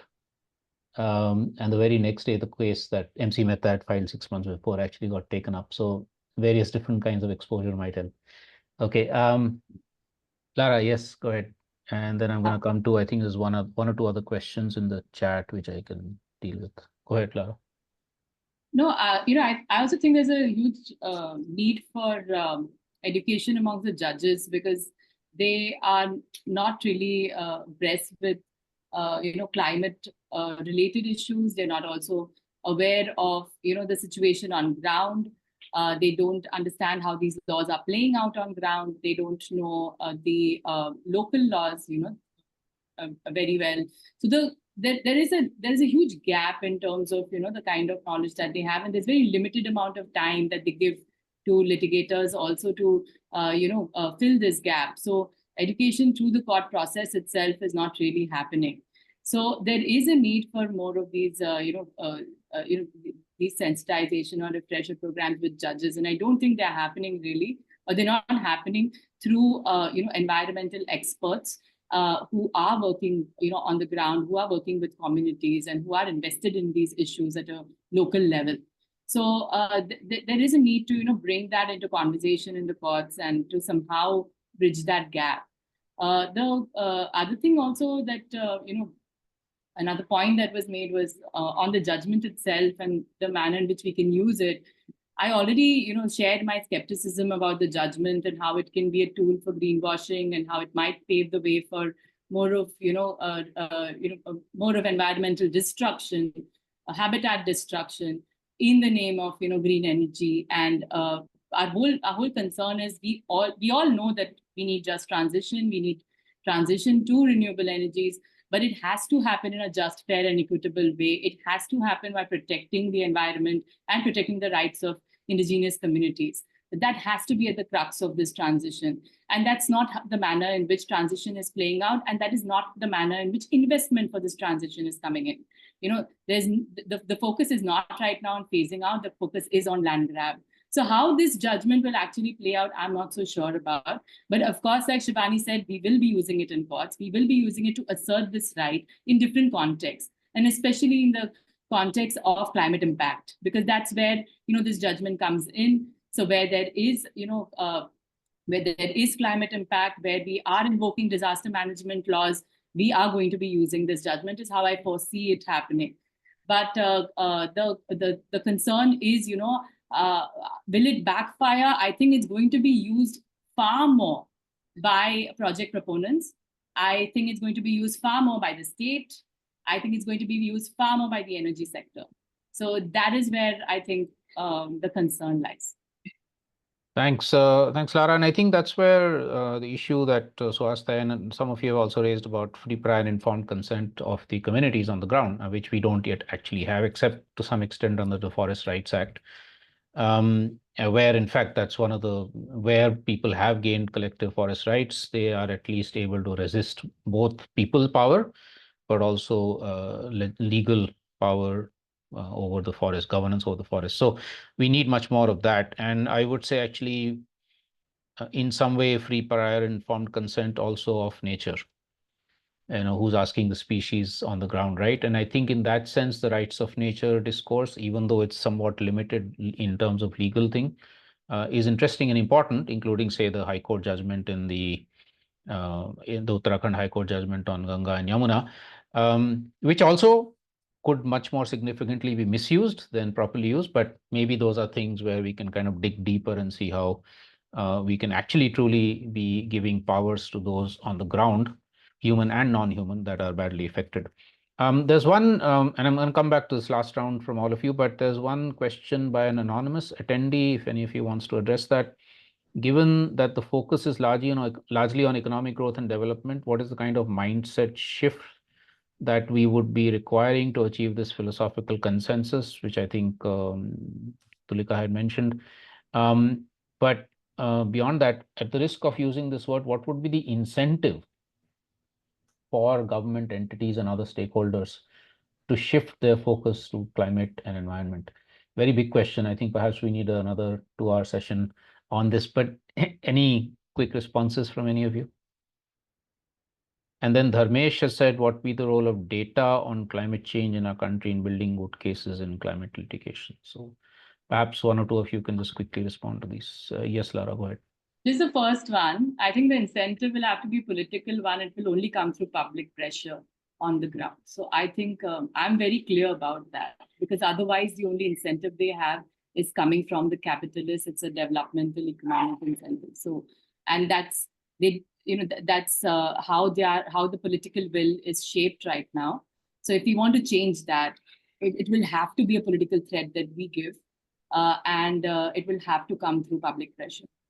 Right. So the mass people's resistance movements are absolutely crucial here. Anybody else wants to comment on either of those questions? So about the data point. Yeah. Sorry, Tulika, did you? Yeah. So I mean, I'm not no expert, and I don't specifically talk about data, but I just wanted to say that some of us were thinking of that climate law. It's not so much about creating offenses or penalties and all, but to create systems where climate data, climate scientists can modeling, kind of thinking of timelines and timetables. So all of that can then be facilitated, can be institutionalized. They can have a backing of. I mean, I know this all sounds lot in the air, but I think we need to do something. In the absence of it, we are not necessarily better off than we are, So I feel that we need to create spaces and forum where data, modeling, on ground inputs from communities. I think that is definitely data that needs to be also brought in, but I think it will be brought in a more systematic or systematized fashion if there is a process laid down. And I'm putting all the caveats of lack of trust in many of the processes that are already there, but it is what it is, and we'll have to place our trust somewhere. Also, of course, data and information from the ground. No, a lot of communities are actually talking about what sorts of impacts they're I meant feeling. that. So, I meant yeah, that should right. be considered as crucial data in the Right, climate debate. right. Most That's what you certainly, said. yes. Yeah, absolutely. Okay, great. Ramit, the question that you have, I think, is kind of partly been answered. So what you're saying is, how will this judgment impact the implementation of acts like PISA, BIOSEAC, FRA, etc., where the act might be in conflict with the judgment or vice versa, then what will prevail? And I think Bhargavi and Lara have both been talking about how this might promote and spur large-scale so-called renewable, I keep saying so-called renewable energy development, and will give project proponents and governments another reason to say that, okay, we can do away with people's rights, etc., because the national interest is there, climate has to be dealt with, etc. So I think in some senses this has been answered, but I'm going to go to the last round for all four of you before I do some very short closing remarks. And my question was going to be, which Shibani and Lara have already partly dealt with, is that how do we use the rights part, the right not to be adversely impacted by climate crisis?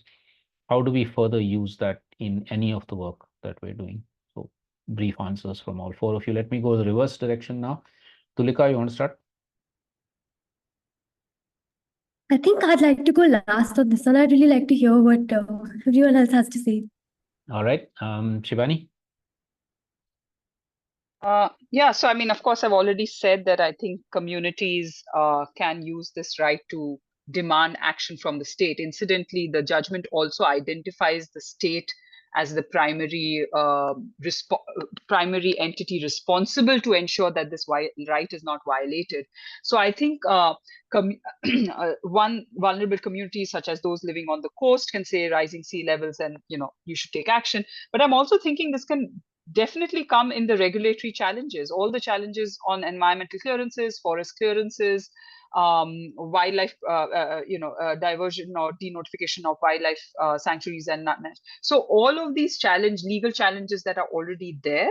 I think an added layer of a legal argumentation in the form of rights and a challenge on rights, I think can certainly be brought in and can be used. I have already said that and I agree with others on this panel that it is also likely to be used from the other side, saying that they are also ensuring that people's rights against adverse impacts of climate change are not affected, and could in that kind of creative, novel way be also used. But also just as a final point, and just that I think this the fact that this judgment came out and reinvigorated our discussion, or rather started this discussion on the need of a right and the need of climate litigation, bringing climate front and center of legal arguments. I think there's a real kind of contribution of this judgment going forward.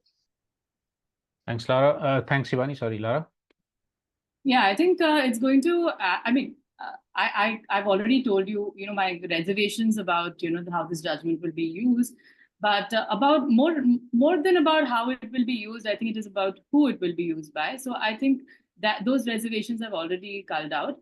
But one way in which I think, we as environmental litigators, will be able to use it is to strengthen our environment on the precautionary, our arguments on the precautionary principle, on bringing in preventive measures, and obviously also the challenges to the environmental clearances, to the policy deregulation, the dilution that is taking place. So I think these are some areas in which we will be able to use the judgment to argue that there is a fundamental right to be free from adverse climate impacts, and because of the recognition of this right, there is a need to, to enforce the precautionary principle and prevent environmental damage coming from projects or coming from these policy dilutions. So I think this is one place where we will be able to use it quite.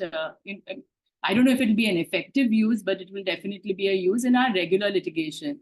But I think where energy is concerned and where renewable, where we're talking about green development, where we are talking about renewable energy, where we are talking about projects itself that are positioning themselves as green alternatives. I think that is where this judgment may actually fall flat on our face. So this is a double-edged sword I feel that we have for us right now. Yeah. Thanks, Lara. Bhargavi?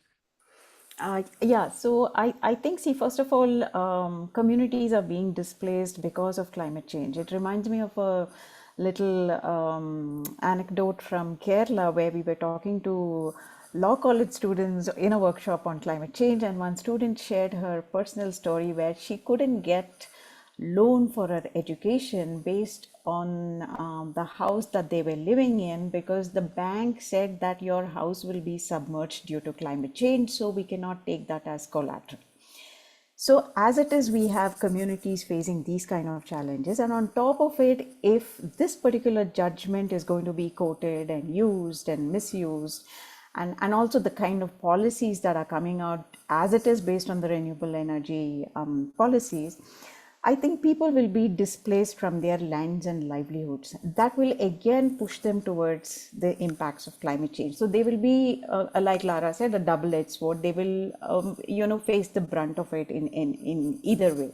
So in that case, I think there should be some kind of protection built in the policies, where they say that, where we are able to say that the commons are not taken away, or those living on the commons will get some kind of a package where their livelihoods will first be secured. Today, it is people's livelihoods that are at stake. So there has to be this critical habitat, like, it reminds me of the Subramaniam Committee report way back in 2014 or 15 that came. It said go and no-go areas. So like that, I think we should have go and no-go areas for RE projects. And then it's important to go back to what the IPCC itself is saying, because IPCC very clearly says that land tenure security is very important to address climate change. And here we are pulling the land out of the community's feet. So it's really important to go back to that. Thank you. Thanks, Bhargavi. Tulika, over to you. I think, taking from what everyone has said a little bit, there would be three things that I would like to use it for, but I'm not a climate litigator, so I work in policy. One, from a financial perspective, one of the major risks to communities and populations, like vulnerable populations, is the lack of insurance in the event of a adverse climate event, such as a flood. That is absolutely not there. If you have a right against the adverse impacts of climate change, you should be able to access insurance products that protect you from it. It's been very difficult to persuade financial institutions to get them to create these products. This would be a great way to actually push for it. Second, as a policy researcher, I would really like to use it to find out, or to at least lay out this, based on this assumption that we have this right, what are the policies, working backwards from this right, how do we change our policies to implement this right? That would be another. And third, from a community perspective, what do communities think about having this right? How would they like it to be enforced? Because from what all of you are describing, communities are not being heard. So what is it that they have to say on it? And how can we use this right to articulate what they have to say, either in the Supreme Court or elevated at different levels? Thank you. So we are actually just a minute over time. I'm going to start winding up now. I don't have any major closing remarks. The only thing I do want to say is that I think, firstly, of course, fantastic, all four of you. It's been amazing. I've certainly learned a lot. I think we've kind of dug deeper into many of these issues. And of course, all these issues are worth many, many days and hours and months of discussion, but I think we've touched on many of them, gone deeper into some of them. So thank you for that. One thing that kind of maybe I can suggest to IMPRI to anchor is that it seems to me that something really productive that could come out of this discussion, if all four of you are also interested, is a kind of a guidance note for whoever, for the litigations, for civil society, for people in administration and government, for communities, on how this judgment, I'm talking only about the rights part of the judgment, the right against adverse impacts of climate, how it could be misused and how to avoid that, but also how it could be used, including some of the points that I think all of you have made.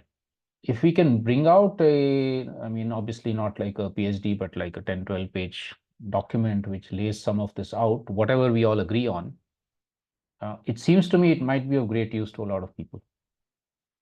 To lawyers, to maybe some judges will read it, to those who are making heat action plans or whatever. I mean, different kinds of people who are active in, and many communities who are actually also, like Tulika just said, who are also wanting to take action on this sort of thing. So, and it could be translated into languages. So this is a proposal to IMPRI. If you'd like to anchor this, I could certainly be involved, and I hope I speak on behalf of all the four panelists that they could also contribute to this. So with that, many thanks. And I just want to mention that I think one or two of you did say that the use of Article 14 in this was very, very interesting, because like I think, Lara, you said Article 21 is used a lot, but 14, and therefore bringing in equality and human rights and all of that into it, and I keep saying rights of nature, would be a very useful thing to explore. All right, with that, many thanks to the four of you. I hope, and to all the participants who joined us, I hope it's been useful for all of you. Over to IMPRI for closing this. Thank you very much for such an enriching session. So with your permission, we can go for the vote of thanks.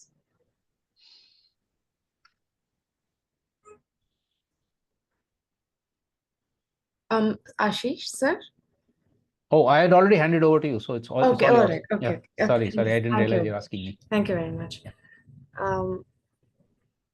Also, sir, just to add, we will adhere to your suggestion of creating a guidance note. We will definitely take this on. Thank you very much for the suggestion. We will reach out to you.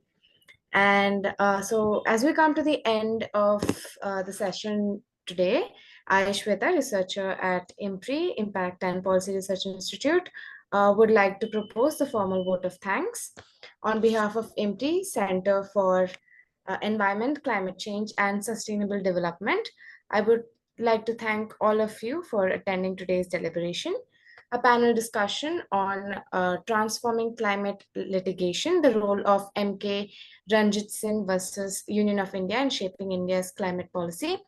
We are grateful to our chair for the session, Mr. Ashish Kothari ji, and our esteemed panelists, Ms. Shibani Ghosh, Ms. Bhargavi Rao, Advocate Lara Jasani, and Ms. Tulika Gupta ji for taking part in the discussion and enlightening us. We will thank all of our participants who have raised pertinent questions and have actively participated in today's deliberation. We are grateful if you're watching us later on YouTube or listening or reading our podcasts and publications. You may also find more thematic events and book discussions under the IMPRI Web Policy Talk series.